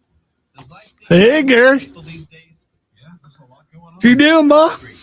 And the last thing you need is the stress of foundation problems compromising the value of your home. At CNT, we're not only foundation repair experts, we're stress reducing experts. So if you have a foundation problem, don't worry. I didn't see who's hosting this year. Did it say on there?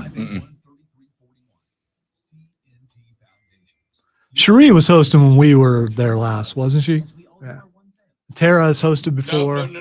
It was Wasn't? not Cherie. It was two young cats. Oh, okay. It was from I want to say they were from like a pop station in Charleston or something.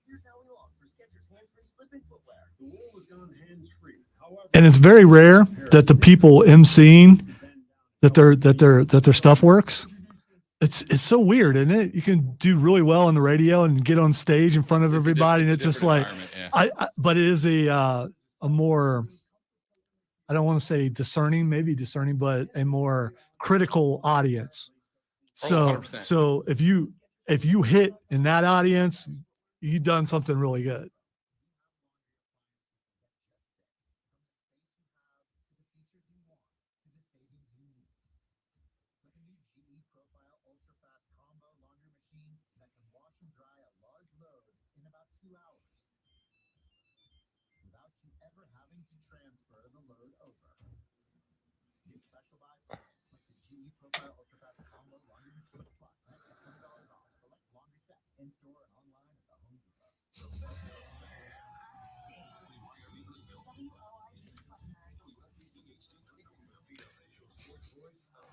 Obviously, you heard me commenting, so it gets me too, Josh.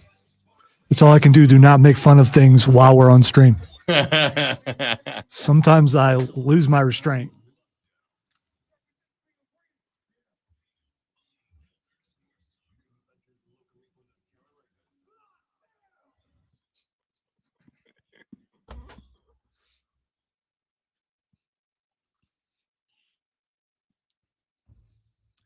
The third, the final, the best, the money hour of the Rob Brown Show goes now, ladies and gentlemen. This is the Fan Upstate. I am Rob Brown.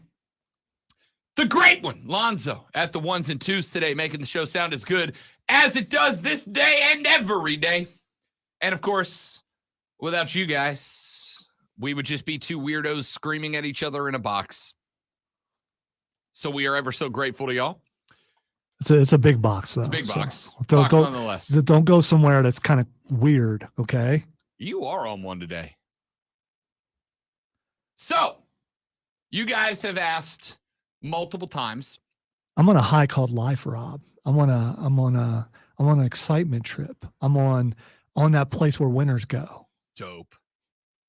So you guys have asked, well, a couple of you guys have asked if we would play. All right, Steven, okay? Let's point it out. It's been Steven every day. When you going to play this? When you going to play this? Has been a couple of others, but some of y'all have asked if we would play the submission that we put together for the South Carolina Broadcasters Association. If you missed our announcement at the beginning of the last hour, we are humbled. We are honored as Lonzo and I have been named one of the two finalists for the 2022-23 South Carolina Broadcasters Association Sports Talk Radio Show of the Year. And not only did we get named a finalist, the other finalist was named as well. The other finalist, of course, is Offsides with Mark Ryan, which means that no matter who wins the 2022-23 Sports Talk Radio Show of the Year award, that crystal trophy is coming back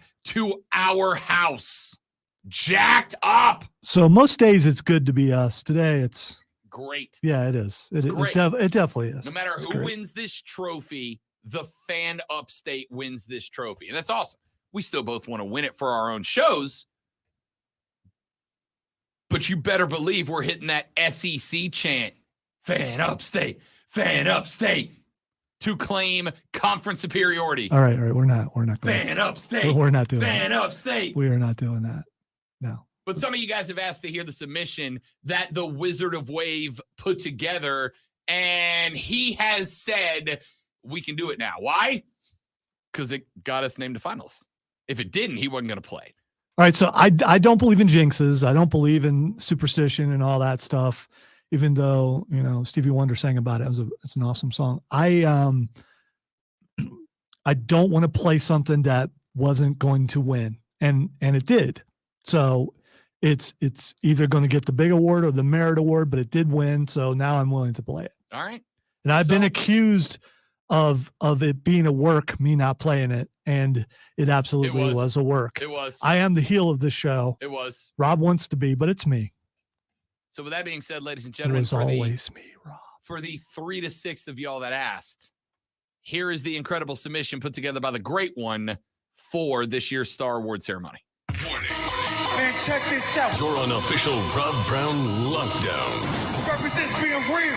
Yeah. Real, unfiltered sports talk. Manufactured locally for the Carolinas. Lockdown. This is the Rob Brown Show. Yeah, Rob. Only on The Fan Upstate. Upstate. Shane Beamer, head coach of the South Carolina Gamecock football program, joining us here on the Rob Brown Show on the Fan Upstate. Can you talk to us a little bit about what stood out about Dow Loggins that made him your guy? He's somebody that I've known for a long time. I first met him when I was here as an assistant coach at South Carolina, and he was coaching with the Tennessee Titans, and have got to know him on a personal level and have visited him with different NFL teams and watched him coach and know what kind of person he is. And when I talked to a lot of players that he coached, like Alshon Jeffrey and Connor Shaw, and so many things came back that were positive about him.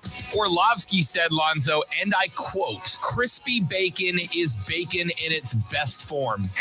Wrong. Hashtag Team Floppy Bacon forever. I prefer bacon as it was intended to be made, fully cooked. This is one of those conversations I'm glad we never had in the office. I'm glad this is taking place on the air. So that you can display to the world how wrong you are about bacon. I respect that. Sports talk for real sports fans. The Rob Brown Show. If you are going to go front page and tell one of the largest college football podcasters in America that another team's NIL collective offered one of your stars $1 million to transfer schools, and you're not willing to name the school, the collective, or the player, then I don't believe you. If you're not willing to say who done it, when they done it, why they done it, and who they done it to, then your story is irrelevant. It has no point. Oh, this terrible thing happened. All right, when? I don't want to tell you. Where? I don't want to tell you. Who did it? I don't want to tell you. Who they do it to? I don't want to tell you. Then why do I care? The guy who's running the show said WCW's in town. Who would you like to interview? And I said Tony Schiavone, but he wouldn't let me ask any questions. So 20-something years later, now I get the chance. And the only question I can think of right away is why the earring?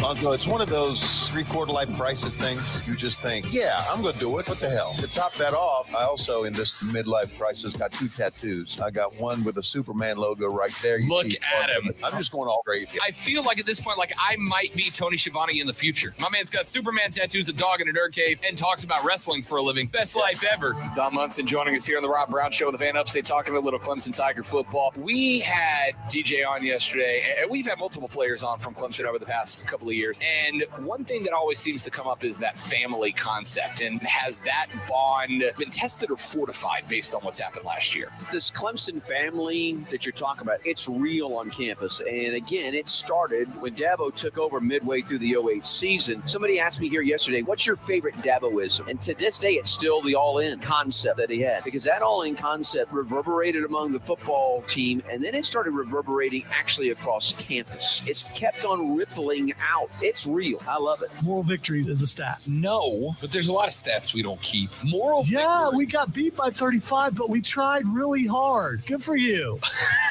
I think some people will often use moral victories as an excuse for not working harder to achieve actual victories, right? Like, well, we didn't win, but, we did this right and this right and this right.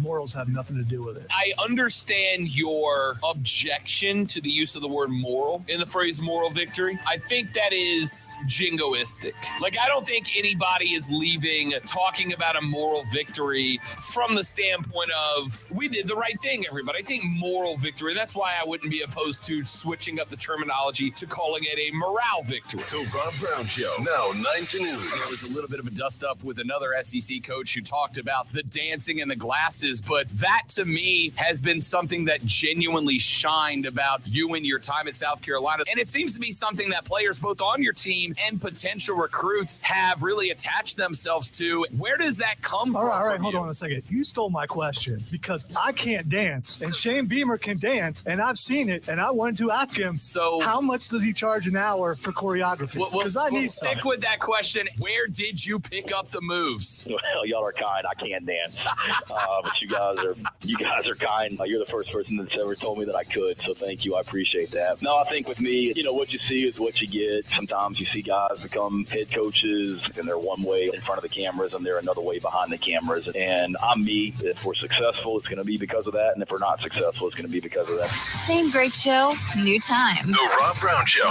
Now 9 to noon, only on the Fan Upstate. So there you have it, ladies and gentlemen. The wondrous work of art put together by the Wizard of Wave himself. I'm not happy with it. I'm not happy with it. No, I think the music was too loud.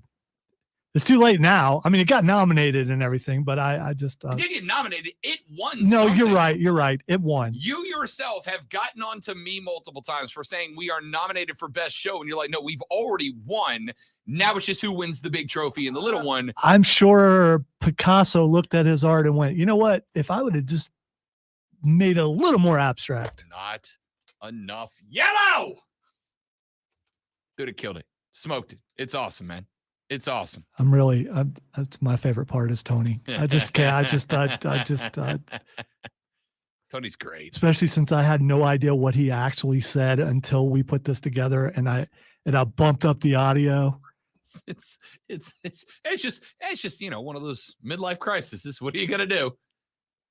Earring, 2 tattoos. It happens to the best of us. I got him so good though. It's the best. I man. got him so good. That's if I never do anything ever, accomplish anything else, I got to talk to one of the guys that me and my papa used to watch on Saturday nights, and I got him. Shivani. I got him. It was a good interview too. It was. That was great. Submit that for interview of the year if that's a thing. And by the way, also, Keegan is said, so you said you wouldn't play it on stream. I played it on stream. We might get flagged, but I'm taking responsibility for it. If we get flagged, it was worth it. There's still a possibility. If we get flagged, it was worth it. Without a doubt. So anyway, for those of you that asked, there's the submission. And as we've mentioned, if you missed it, we have been nominated for Sports Talk Show of the Year radio format, as has our afternoon show. Our colleagues, our compatriots, our friends, Mark and Diesel on Offsides. Don't you so do no matter it. wyou wins that thing, it's coming back to the fan Don't you upstate. all right. So if you've been listening for a while, you see he tried to pass up the opportunity again to point out that Rob Brown is also up for Sportscaster of the Year. I don't know why you keep leaving that out. That is a major accomplishment, and you should brag on yourself. I'm bragging on you. I think you deserve it. Obviously, you deserve it. The South Carolina Broadcasters Association, they believe you deserve it also. So way to go, man. Picking up 2 pieces of hardware. Both of those things are going to look good on the mantle. I appreciate it. Or the trophy case. I don't know where you're putting them. Go ahead and tell you right now. They sit, you know where they sit? They sit in the studio. I may have to reorganize this because I feel like they got to be on the stream. They make mini spotlights. I don't know if you knew that. You got to get a mini spotlight, highlight it with some LED behind it. I may have to, I'm not even kidding. I may have to tear down the man cave and put it back together to put those on a floating shelf. All right. But I wasn't gonna do it with one. If we get 2 or 3, then I will. The producer just gets a certificate. It's just a little thing that says thank you for being a part of it. The host always gets the trophy, and I'm not trying to do that thing you think I'm trying to do. I got a stack of those certificates. I could cover an entire wall. Okay, so I'm not. What I was going to say is I did get a couple trophies because the host didn't show up and they never got it back. And my name is on those trophies. So it's not like it's just, I still think it's unfair. I think that they should give like a morning show. Our friends down the hall, Hawk and Tom, are up for show of the year. If they win it, they get 1 trophy. And there are 4 people on that show. I think there should be 4 trophies. I think there should be the amount that's on the show should be part of it. But anyway, the couple I have, those balls that look like you put your hands. All right. Electricity goes through it. It's usually Keep giving no. me You're the one who started this game. Great one. I did. Let me go and make the note on the tablet. I did. Is 11:13 a.m. I did. So usually in especially black and white scary movies and stuff, there's always that thing in the background that's generating electricity inside of a glass globe. I have one of those where if you put your fingers on it, the electricity will go around the thing. So I have that behind my trophies. So when I turn that on, it's like electricity is going through the crystal trophies. It's really cool. That's all I was trying to say. He actually is writing that down. 11:13 a.m. And I'm not even going to repeat the sentence. It's all right. I'm just going to. It's okay. It's all right. Hey, listen, the war that we're going to have in the future. Oh, dude, we're gonna wreck our own show. We're gonna wreck. All I can say, and if I say this, you can't take it. Say hello to my little friend. That's mine. I claim it. Oh man. Wait a minute. You don't want to combine that with the other thing, though. Keegan said the sounder board is gonna get the show canceled. Maybe. Maybe. Nah, we're all right. James said, quote from Rob Brown, sorry, I can't hear you over the sound of our trophies. Yeah, buddy. That's what we're here for. They are pretty loud. I gotta say. But again, I would like to point out, we put this show together to make it something that entertains you, is for something that you guys enjoy. If we happen to pick up some hardware because of it, we'll take it. You know, all that's true, but at the same time, it's okay to pat yourself on the back, especially for that Sportscaster of the Year thing. I mean, I think, I'm not saying it's a given because we learned our lesson last year about being nominated for. We got humbled hard because last year. I deserved that because I had never bragged so much in my entire life as I did last year, and I got hit, and so I'm not gonna reach those levels. I'm not gonna say I'm not gonna brag, but we were not okay last year. It was bad. So we busted it up this year. That's why that red jacket's been hanging there. That's why it'll now get worn in August. And again, and I say this sincerely, thank you guys, because if y'all didn't listen, watch, text, tweet, call, participate, or just sit there and enjoy this show, turns out we wouldn't have a show to have submitted. So I mean this from the bottom of my dark and icy heart. Thank you guys for letting us do this. Thank you guys for letting us goof off and call it a job and hopefully win some crystal because of it. And by the way, don't think by any means that we're done, because it's just another one. Now, what's the one thing we haven't done yet?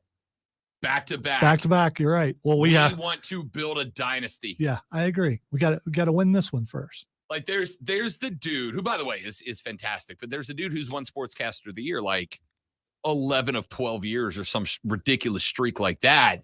That dude's dynastic. That dude's the Tom Brady of the Star Awards. That's the goal, man.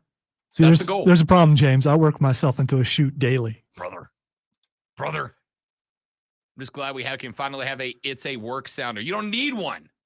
It's just Scott Lonzo for that. I can't find anything better than me saying it's a work because, you know. Steven said, can we get a wellness check on Ray after this news? I don't have the one thing I haven't put on this yet is the call software yet, Zoe. So I don't know who's on the phone. Okay. No, I got you. That's why I'm asking. We've got JD who wants to talk some NASCAR. JD, let's do it. What's up, big fella? Welcome to the show, buddy. Hey, Rob, how's it going? Thanks for having me on. You know it. I just heard you speaking about the NASCAR, so I wanted to, bring this point up too.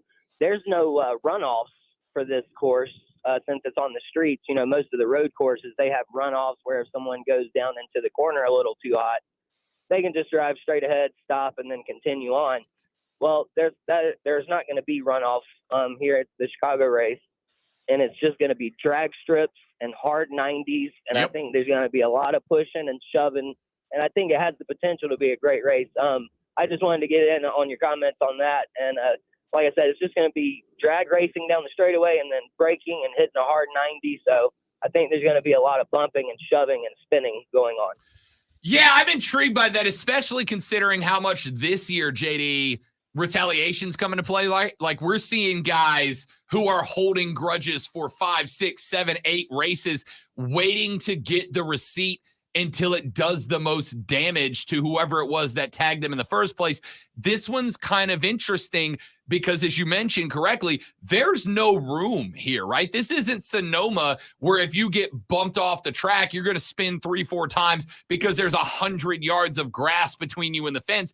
If you come off the race surface here, your day is at the worst over and at the best going to be real challenging because it's also not like this is a spot where if you're a better team on better equipment, you're going to be able to make it up, making these long runs where, you get 2-3 extra miles an hour out of your machine and it can close the gap. There's no wide open on this track. I was watching a dude do a virtual drive of it earlier this morning. The longest straightaway on this track is like less than a half a mile. I don't think he came out of fourth gear, right? Like it's a quick 1, 2, 3, 4, right back to 3, 2 in order to get down to first to make the turn. So if guys are bumping here, and they're going to be, there's just not that much room in some spots.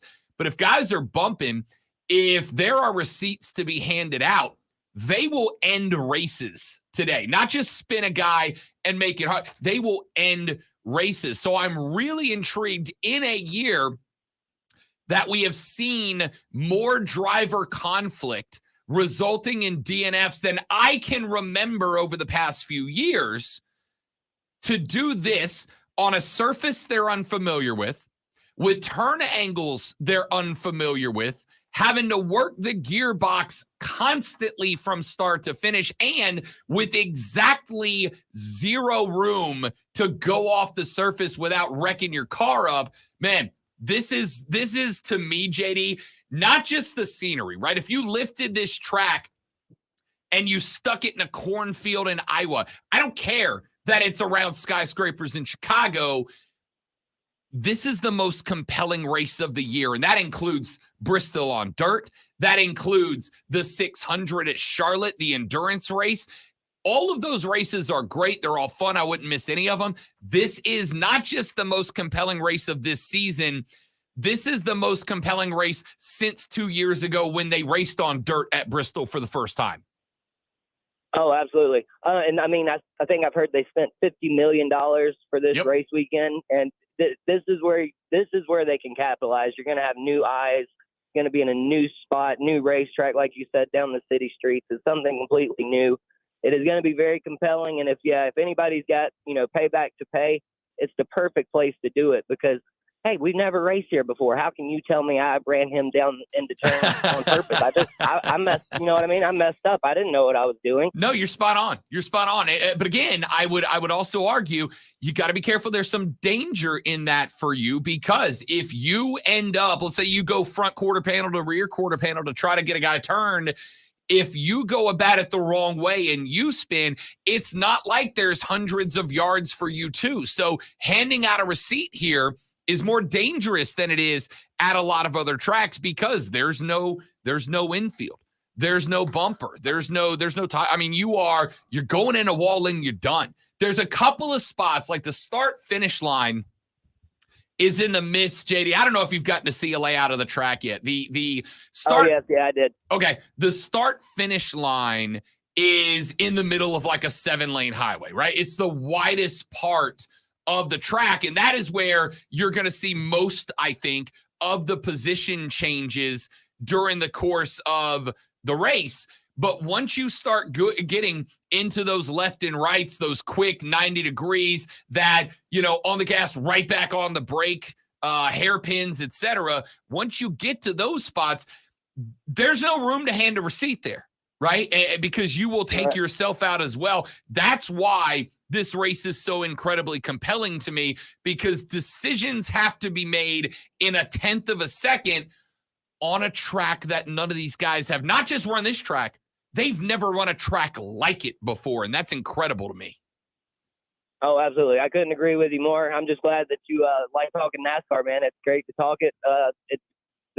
They're such good athletes, and no one really ever gives them credit for such. But just as long as everyone stays away from Chase Elliott and he can get a win this weekend to get him into the chase or the playoffs, we're good to go. Running out of time. Rob. You got it. Thank you, JD. Appreciate it. Yeah, man, NASCAR is always going to have time on this show. Always going to have time on this show. Let's take a break. When we come back, Major League Baseball. Why? Because I got a text that said, and I quote, I thought you said 33% baseball. Brah. I did. I was being sarcastic. But now you're going to make me do a full baseball segment. You're welcome. Ray, you can thank that guy. Texas said, I'm seeing transmission issues and the F1 driver getting taken out early. I don't know, man. Do you bump the guy who this is his specialty? Does he get a couple of welcome to the show messages sent from the boys that run every week? I don't know, man. I don't know. All right, we'll take a break. Talk MLB All-Star Baseball. We're a week away on the Rob Brown Show on the Fan Upstate. What was that look for? What was that look for? I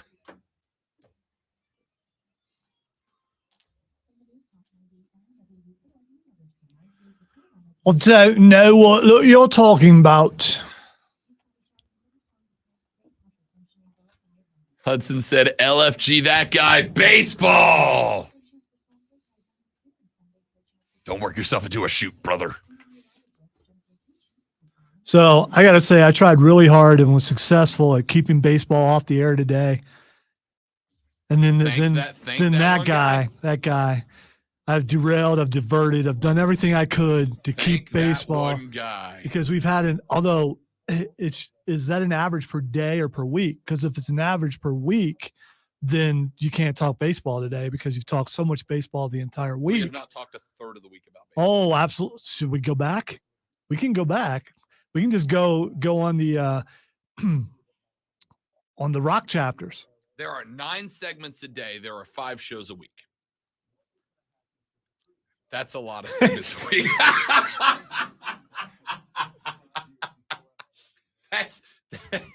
That is 45 segments. I was waiting for the click. It just didn't happen. I was like, it's gonna hit. Do this, Come dummy. on. Dummy, yeah.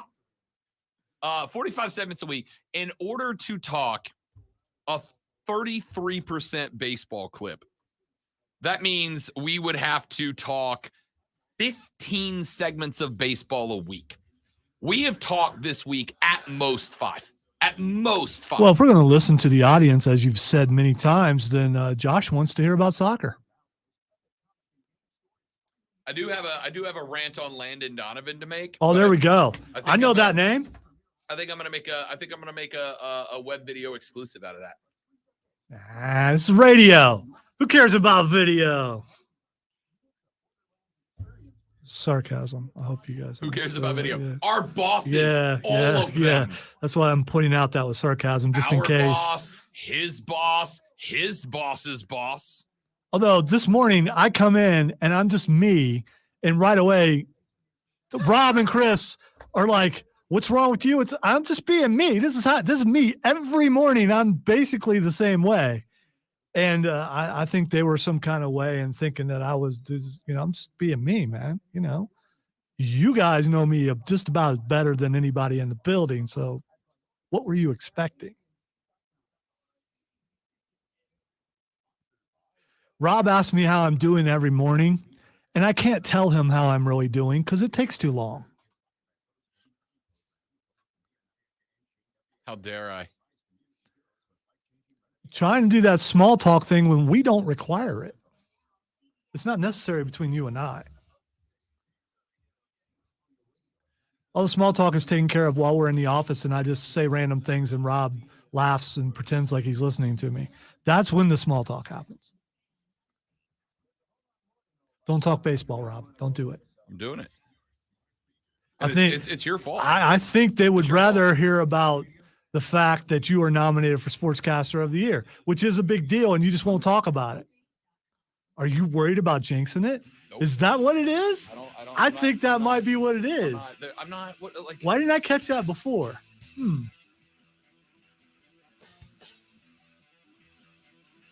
Your Major League Baseball All-Starters have been announced. I'm jumping straight into the segment so that Lonzo can't do Lonzo things and derail me before I get the speed going. Didn't we talk about that yesterday? Nope, sure Because we talked about the fact that the Braves basically are like the entire team. I'm still talking baseball, dude. I'm not trying to. I mean, we talked about who might be starters for the Bravos today. We talked about who are starters for the Bravos. You mean starters in the All-Star game for the MLB All-Star game? Okay, for the Atlanta Braves. That is correct.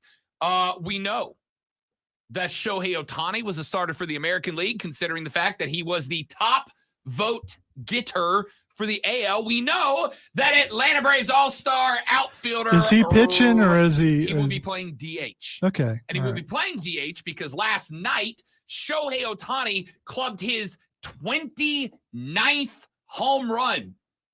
For the record, Shohei Ohtani not only leads. Let's do that. He's on pace to do this after how many games have they played? Sure, we can. He is on pace, depending on what he hits. So the All-Star game is the 11th. You got about a 3-day break before that. So he's got about a week of baseball left. If Shohei Ohtani clubs one more home run, he's on pace to get to 60. Do you remember last year when Aaron Judge was chasing down 60? It was huge. Now imagine, Lonzo. Now imagine. I was going to say, was I supposed to answer that question? Because I didn't. I mean, Now imagine that we have another home run chase out of Shohei Ohtani. Last year, we watched Aaron Judge get to 62, right? If Shohei hits 2 more before the All-Star break, he will be on pace to get to 62. Aaron Judge he's on the 62. cover of the video game, so he's supposed to do well, right? For the record, Shohei Ohtani should be on the cover of everything that has to do with baseball anywhere ever. If I clip this segment and put it on the podcast section of the webpage at thefanupstate.com, where you can listen to all 3 hours of the show every day and listen to highlight segments of the show, I will put Shohei Ohtani's face on it, because if we're going to talk baseball, it should only be Shohei Ohtani. That's how good this guy is. Make sure you use pictures that we legally can use, though, because, you know how when we talk about the NFL, everybody calls Tom Brady the GOAT, but we all have discussions about whether he is or isn't. No. Everybody that you're generalizing. Everybody who's not you. Okay. No, there are others like me who do not recognize that person Everybody as what but you said you they and are. two other people. There's more than 3. There's at least 5. All right. The way that we always have discussions. All right. Let me use basketball instead. Let me make my life easier here. When we talk basketball, and we bring up the GOAT. If you're my age, it's Michael Jordan. If you're older than me, it's Magic Johnson. If you're older than that, it's Oscar Robertson. If you're younger than me, it's LeBron James or Kobe Bryant. There's like 4 or 5 guys that are kind of in that mix. When we talk the GOAT, guys, I am stating this as a fact. This is not a question. This is a statement of fact, and it is one of the very few things I'm going to say that you can't argue with. Shohei Ohtani is the greatest baseball player to ever walk the face of planet Earth. That is a truth. This man is a Cy Young Award candidate this year. This man is leading Major League Baseball in home runs. This man leads the LA Angels, a team with Mike Trout on it, a guy who up until a year or 2 ago was considered the greatest baseball player on planet Earth. Shohei Ohtani leads the Angels in every pitching category and every offensive category at the same time. Shohei Ohtani is the greatest baseball player to ever live. Don't walk in here with your weak-ass Babe Ruth take, all right? Because he's not. Babe Ruth was fine for that point in time. Shohei Ohtani is outdoing everything Babe Ruth did. Wait, so Babe Ruth was the greatest of all time so far at that time. No, I'm saying when people make arguments against this, yes, Babe Ruth was the greatest of all time so far in his day and age. I am saying this right now. If we see another player do anything close to what Shohei Ohtani is doing right now today, I will be dumbfounded. And here's why we won't. The reason we won't see another Shohei Ohtani in my lifetime, without a doubt, is because we are specializing athletes earlier and earlier in their careers, right? When Lonzo and I were playing ball back in our day, you went out and you did everything, right? When Rob Brown was playing Little League Baseball, I played first base, I played third base, I played all 3 positions on the outfield, I was a pitcher, and I was a catcher. I did everything with the exception of the middle infield, and that's just because I was sturdy.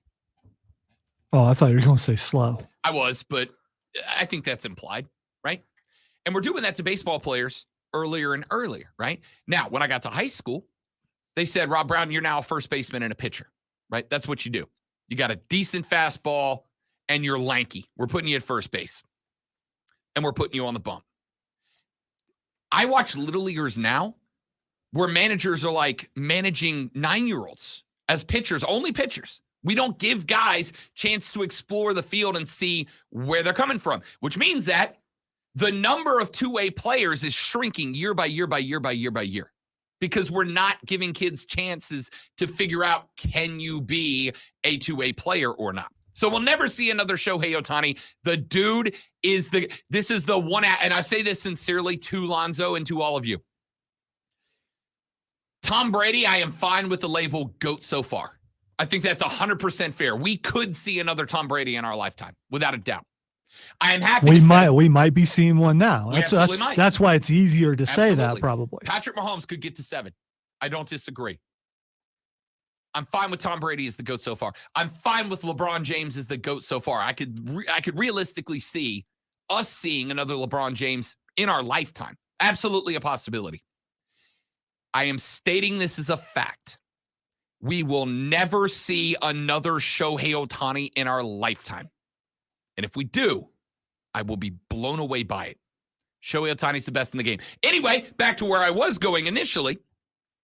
Shohei Ohtani, and rightfully so, was the number 1 vote getter out of the American League. He's a starter. Ronald Acuna Jr., who's he play for? Great one. The Braves. The Atlanta Braves was the number 1 vote getter in the National League, so he is a starter. Over on the NL side, and remember, these are fan votes. Yandy Diaz of the Tampa Bay Rays will start over Toronto's Vladimir Guerrero Jr. Marcus Semien out of Texas will start over Whit Merrifield. Corey Seager, also from Texas, will start over Bo Bichette of the Blue Jays. Josh Young from the Rangers will start over Matt Chapman. How about the Texas Rangers, Lonzo? Shortstop, second base, third base, all Rangers guys. But here's what's interesting. The Rangers defense is average. It's good. It's right in the middle of the league. First baseman must suck. The reason, How do you feel if you're that guy? Yeah, everybody else is like, really, guys? I mean, have fun in Seattle. 75% of the infield starters for the American League, all Texas Rangers, but that is because the Rangers are mashers because they got the best offense in baseball.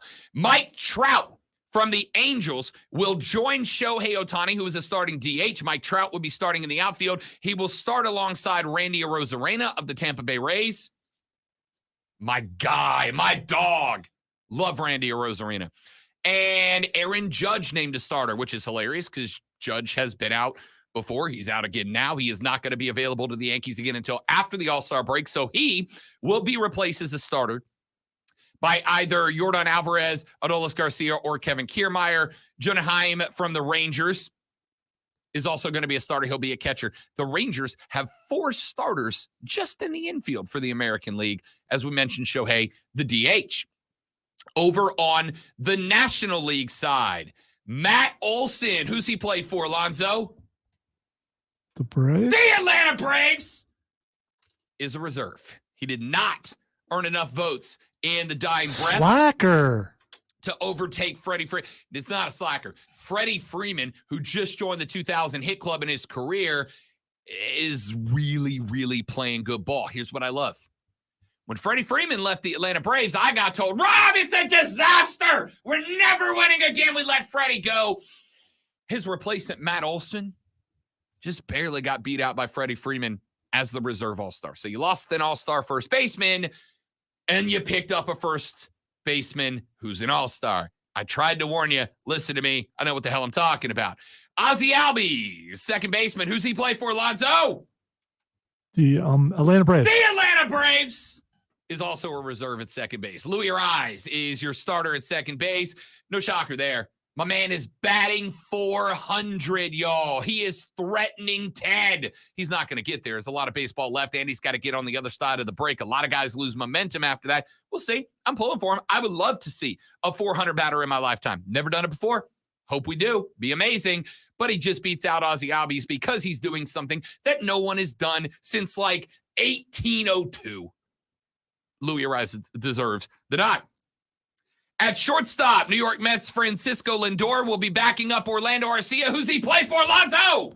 The Atlanta Braves. The Atlanta Braves. Orlando gets the starting nod. Over at third base, Nolan Arenado of the Cardinals gets the nod, which I don't understand. He will be backed up by Austin Riley. Who's he play for, Lonzo? The Braves, yeah. The Atlanta Braves. Third baseman Austin Riley is your backup there. Out in the outfield, we already know Ronald Acuna is going to be starting as the NL's number 1 vote getter, and he should be, ladies and gentlemen. You know how many bases he's stolen this year? All of them. He's stolen all the bases. And on top of that, he's mashing the ball right now. The Braves can't stop hitting dingus. Love that.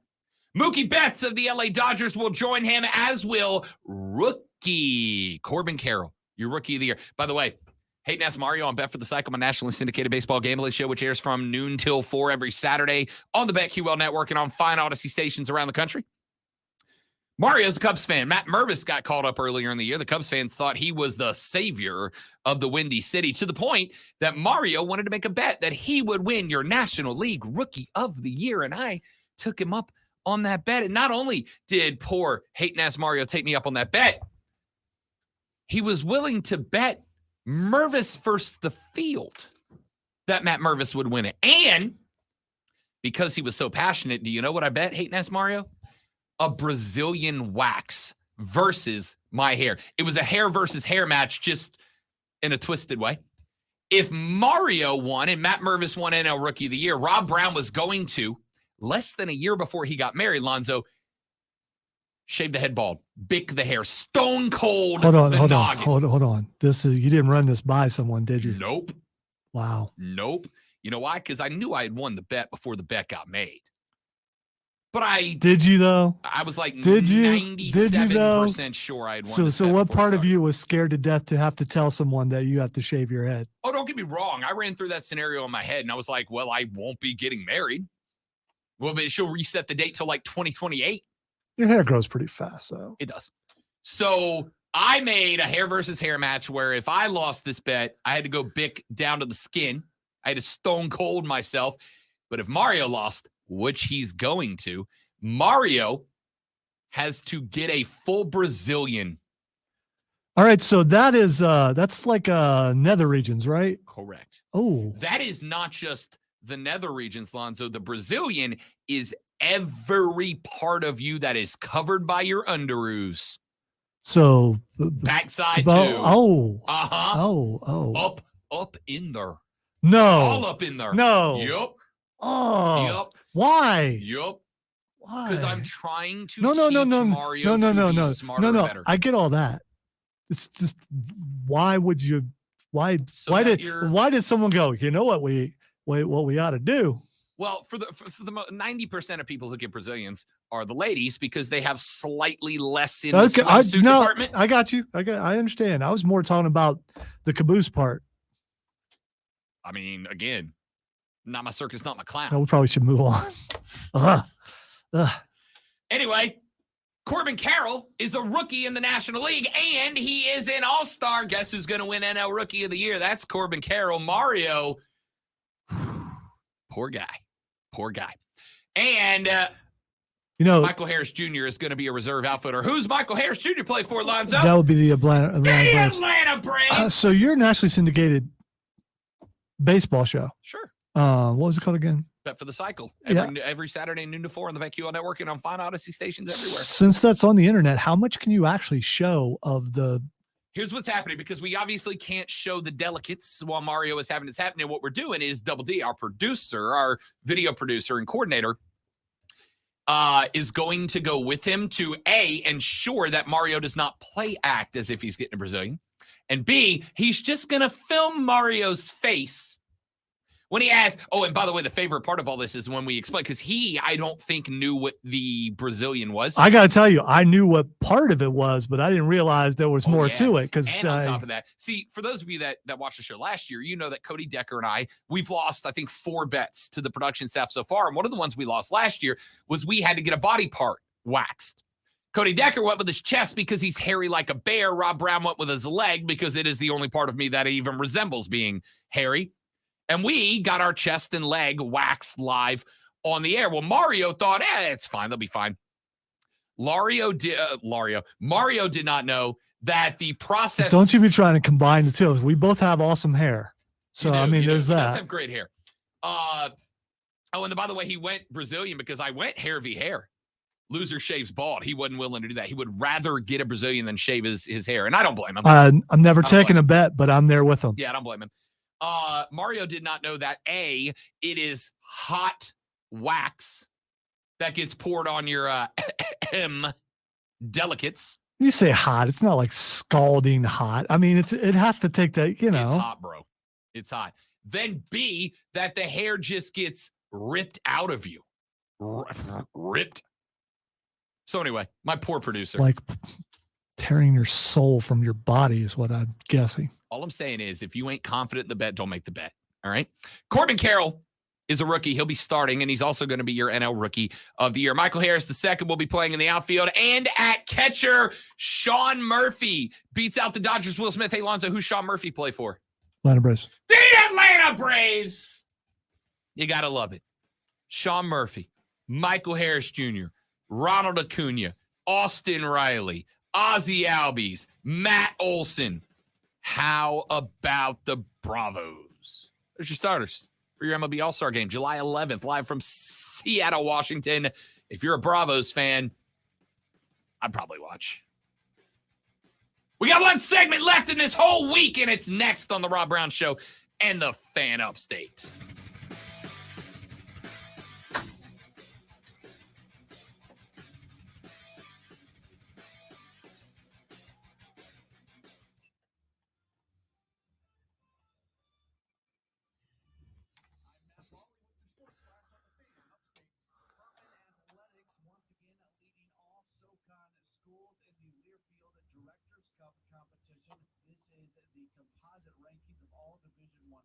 And just like that, a week of wonderful programming is nearly over.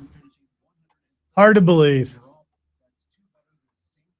I keep grabbing the wrong mouse.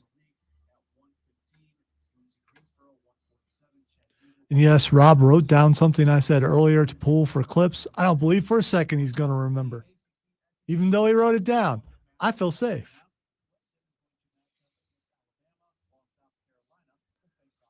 And I could also have, technical problems where his sound doesn't work on this side, like turning it off. Would never do such a thing.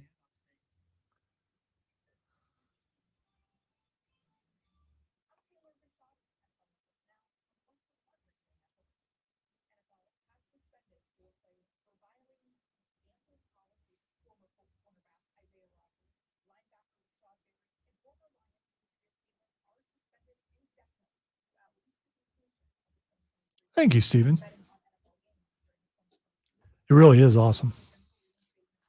The experience is really awesome, too, because it is set up just like all the award shows that you see, except for the winners don't get to speak, which is probably a good thing.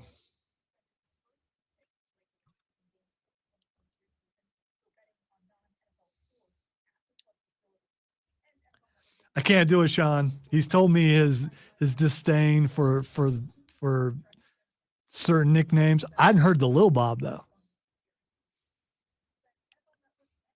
All right, I said I can't do it. I probably can do it. If he decides to come back in the room, there he is. Lil Bob has entered the room. Sean, you're a jerk. I wanted to call you something worse, but he almost did. It was on his. I wouldn't do that on the air. Yeah, I know we're on the stream. I came so close to clicking the ban button. I almost banned you from the stream. Shawnee Bear. Wow, there's actually there's something there. We're brothers. Yeah, I know, but I mean that's a little that's a little more. My little brother, but I also hate him. In a loving way. I said I wouldn't do it, and then I couldn't help myself, which he probably knew that by putting that out there. So.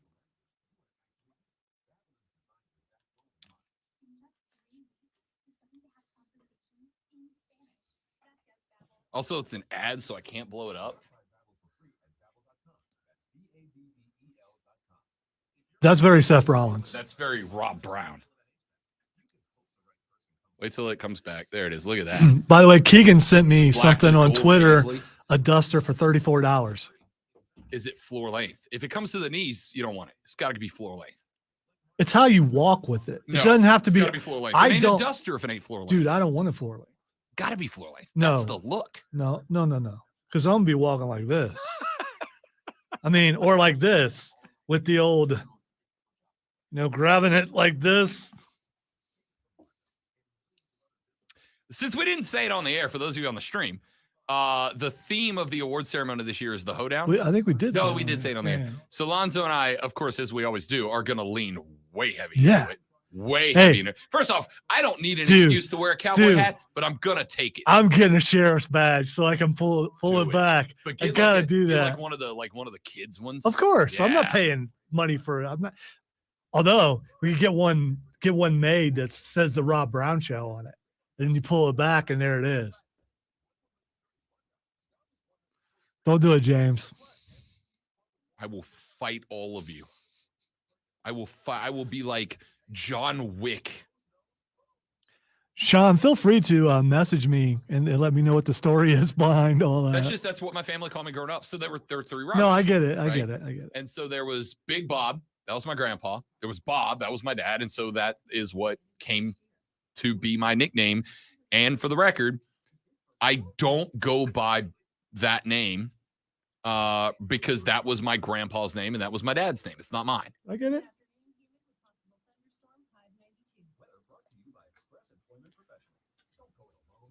Hey, my nickname was Looney, Goofy, Silly, all those type of things. And I know you guys are like, there's no way.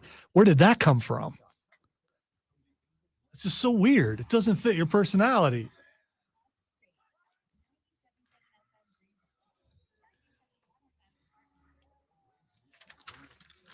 Our pitchforks left. Steven, I'll fight you too.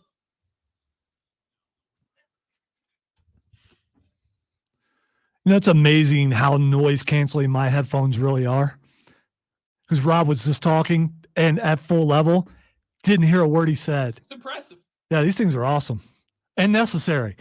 Time for Twitter trending topics where I tell you what is trending and Rob will tell us why. The first thing is trending is the bad guy from Shrek 1, because I'm not going to attempt to say his name. Lord Farquaad. Yes. Yeah. The best, man. Type it in. Type. No. Type it in, because you're going to be amazed. No. It's not a bad thing. Well, listen, the game is not to look it up, but now that you're telling me this, No, I can't because not. you have to. There's a picture associated with it if it pops up. Do you see the picture of the dude? Not yet. All right. Well, on Twitter, it's trending. So I don't know if you typed it. Anyway, there's a picture of a guy, an actual person who looks just like him. You see it? You see it? That's why it's trending. Does that guy not know that he looks? By the way, everyone listening at home, just look it up. It's pretty funny. Make sure you spell it right. It's though. pretty funny. The next thing is trending is Jeff Van Gundy. Really? Yes. Which means that somebody's considering hiring him to come be their head coach? No, he got let go. Really? Yes. So there's been a lot. There are ongoing a lot of cuts in the broadcasting world right now. Especially at ESPN. Yeah, ESPN's just, I mean, it's a massacre over there, which a lot of them are rightfully upset when and again, I love the guy, but they just gave Pat McAfee $127 bazillion to move his product over They there. gave Pat all the money and took all the money away from everybody else. But it's not McAfee. You can't, I don't think you can hate McAfee for that. No. Because it's not his fault. No, if they called me right now and offered me the contract, I'd take it too, right? I will tell you who I really do feel bad for. Sincerely, Max Kellerman. Feel awful for Kellerman. Yeah. Kellerman is always the second dude. Every show he's on, they're like, you're just going to be the guy who facilitates the conversation for the main guy. Yeah, I know how but that they feels. keep putting him on shows that aren't good over and over. And Kellerman is likely about to take a fat pay cut. He had his own TV show where he was a guy, and then he has Max on boxing. I mean, he's had his chance to be that mainstream boxing news site that they run. All right, fine. The last thing is trending is Sportscaster of the Year, which Rob is nominated for, and he won't talk about it. But this man over here, I'm pointing, is nominated for Sportscaster of the Year. Show him his love. As the kids say, send him his flowers. Don't do it literally, because we don't have any You room can't for like it. flowers? Okay, not the smelly ones, though, because I have like allergies or something. Ladies and gentlemen, that's it for us for the week. Thanks for hanging out. Thanks for listening. Thanks for letting us, have a job. We appreciate it. Couldn't do it without you guys. We'll be back next Monday. Do us a favor. Make sure you congratulate Mark Ryan and Diesel for Offsides being nominated for Sports Talk Radio Show of the Year. That trophy's coming home to the fan upstate, baby. That's what we do. Y'all have a lovely weekend. Don't drink and drive. I'll punch you in the face. If you're at the Greenville Triumph game tomorrow, come by and see me. I'll be there. Have a good one. See you Monday on the Rob Brown Show and the fan upstate. Later, brother. That was an aggressive brother. The Atlanta Braves. Oh, Oh, You know, I don't realize how loud that really is until I do it without headphones. dude. That's like It's the same volume I do it at on the air. yeah. Well, I talked about my headphones. That was not a lie. That was not a work. Oh, I'm just looking at my face now after it just happened, just seeing it replayed. That's real pain right there. All right, let's see. My bassist said this is the outfit I should wear. Is that Mike Nesmith? Yes. Okay. All right. He said, if this isn't your outfit, I'm cutting you out of the will. Wait, hang on. I'll bring it back up for you guys. Yeah, I don't think the young folks will know who that is. I'll tell you what. I'm not even kidding. His mom is the inventor of whiteout. Really? There's a fun fact. Dude is rich. You didn't know that? Ladies and He gentlemen, inherited if all any that one of money. you can listen, the plan has been the red jacket from the beginning. But if any of you can find me a peacock-inspired white Western suit that doesn't break my bank, I'm in. I'm really glad that Poncho was brought up because that's my backup. If I can't find a duster, Just go I'm Clint going. Eastwood. No. I am going back to the future Poncho. Oh, little Doc So- Brown. Back no, to the Future so 3. corny looking. Like who dressed you? I like it. Yeah. I like it. Breaking news, ladies and gentlemen. Keegan Sullivan will be at the Triumph game tomorrow. How about that? I saw that. That's a big deal. You know who else will be at the Triumph game tomorrow? Mama Brown and my nephew Lou. Which is really cool. You know who else will be there? Lonzo. No, the No, you won't. You're sportscaster of the year is going to be there. I don't know if Mike You know, Smith is going to be there. that's or not his name. His name. Well, I'm not saying his name. I will. I respect the hell out of that. It's Chris Miller. Do He's you won know a how ton big of my times. head gets if I win 10 out of 11 Sportscaster of the Year awards? I wouldn't. I'd have to work from home because I couldn't get out of the door. I've met him a couple times. He seems pretty cool. He knows who I am because how could you not? I mean, you know. We'll see how it goes. Yeah, he could, James. He absolutely could. My ear still hurts. I just want. 12 years in a row he Yeah, has won it. I told you. 12 in a row. That's incredible, man. Like, good on that guy. I would lose my mind if I go if I go dozen in a row. I may never stop wearing jerseys with. Well, my name on here's it. the thing. He was able to dip into our category last year and win. Now we're dipping into his. So you know what you got to do, right? I mean, You gotta- I can't do anything about You know it. what you know what you got. You know what you got to do. For the record, I put together my own submission for that award. I did not expect to even be like mentioned on it. I just wanted to give it. In fact, for the record, I wasn't going He to. didn't want to do it. There was pushback. I wasn't You can only going push to. back so far with the person who asked him to do it. though. Correct. I wasn't going to, mainly because I 100% did not want to not get You didn't want to be listed. disappointed. I wasn't going to be listed, and then I was going to be like, oh, so of course I wasn't listed. I didn't submit anything. And then the boss came down the hall, and he's like, no, I'm not asking you. Put a submission together. Put one together. Oh, you thought that was a question. Yeah, no, it was, yeah. He sent me an email like late one night. He's like, what do you think about putting together a submission for Sportscaster? And I was like, Which is his way of saying you're doing it. Yeah. You got I to was learn like, how I to don't know. really read those emails. Yeah, I was like, I don't know. I don't think I've done enough to consider it. And then the next day, he's like, "Where's that submission?" And I was like, "Oh, I thought you were asking me if I wanted to." I was like, "Nope, put a submission together." So I did. I spent 2 days putting it together and got it to him, and got nominated, which is humbling.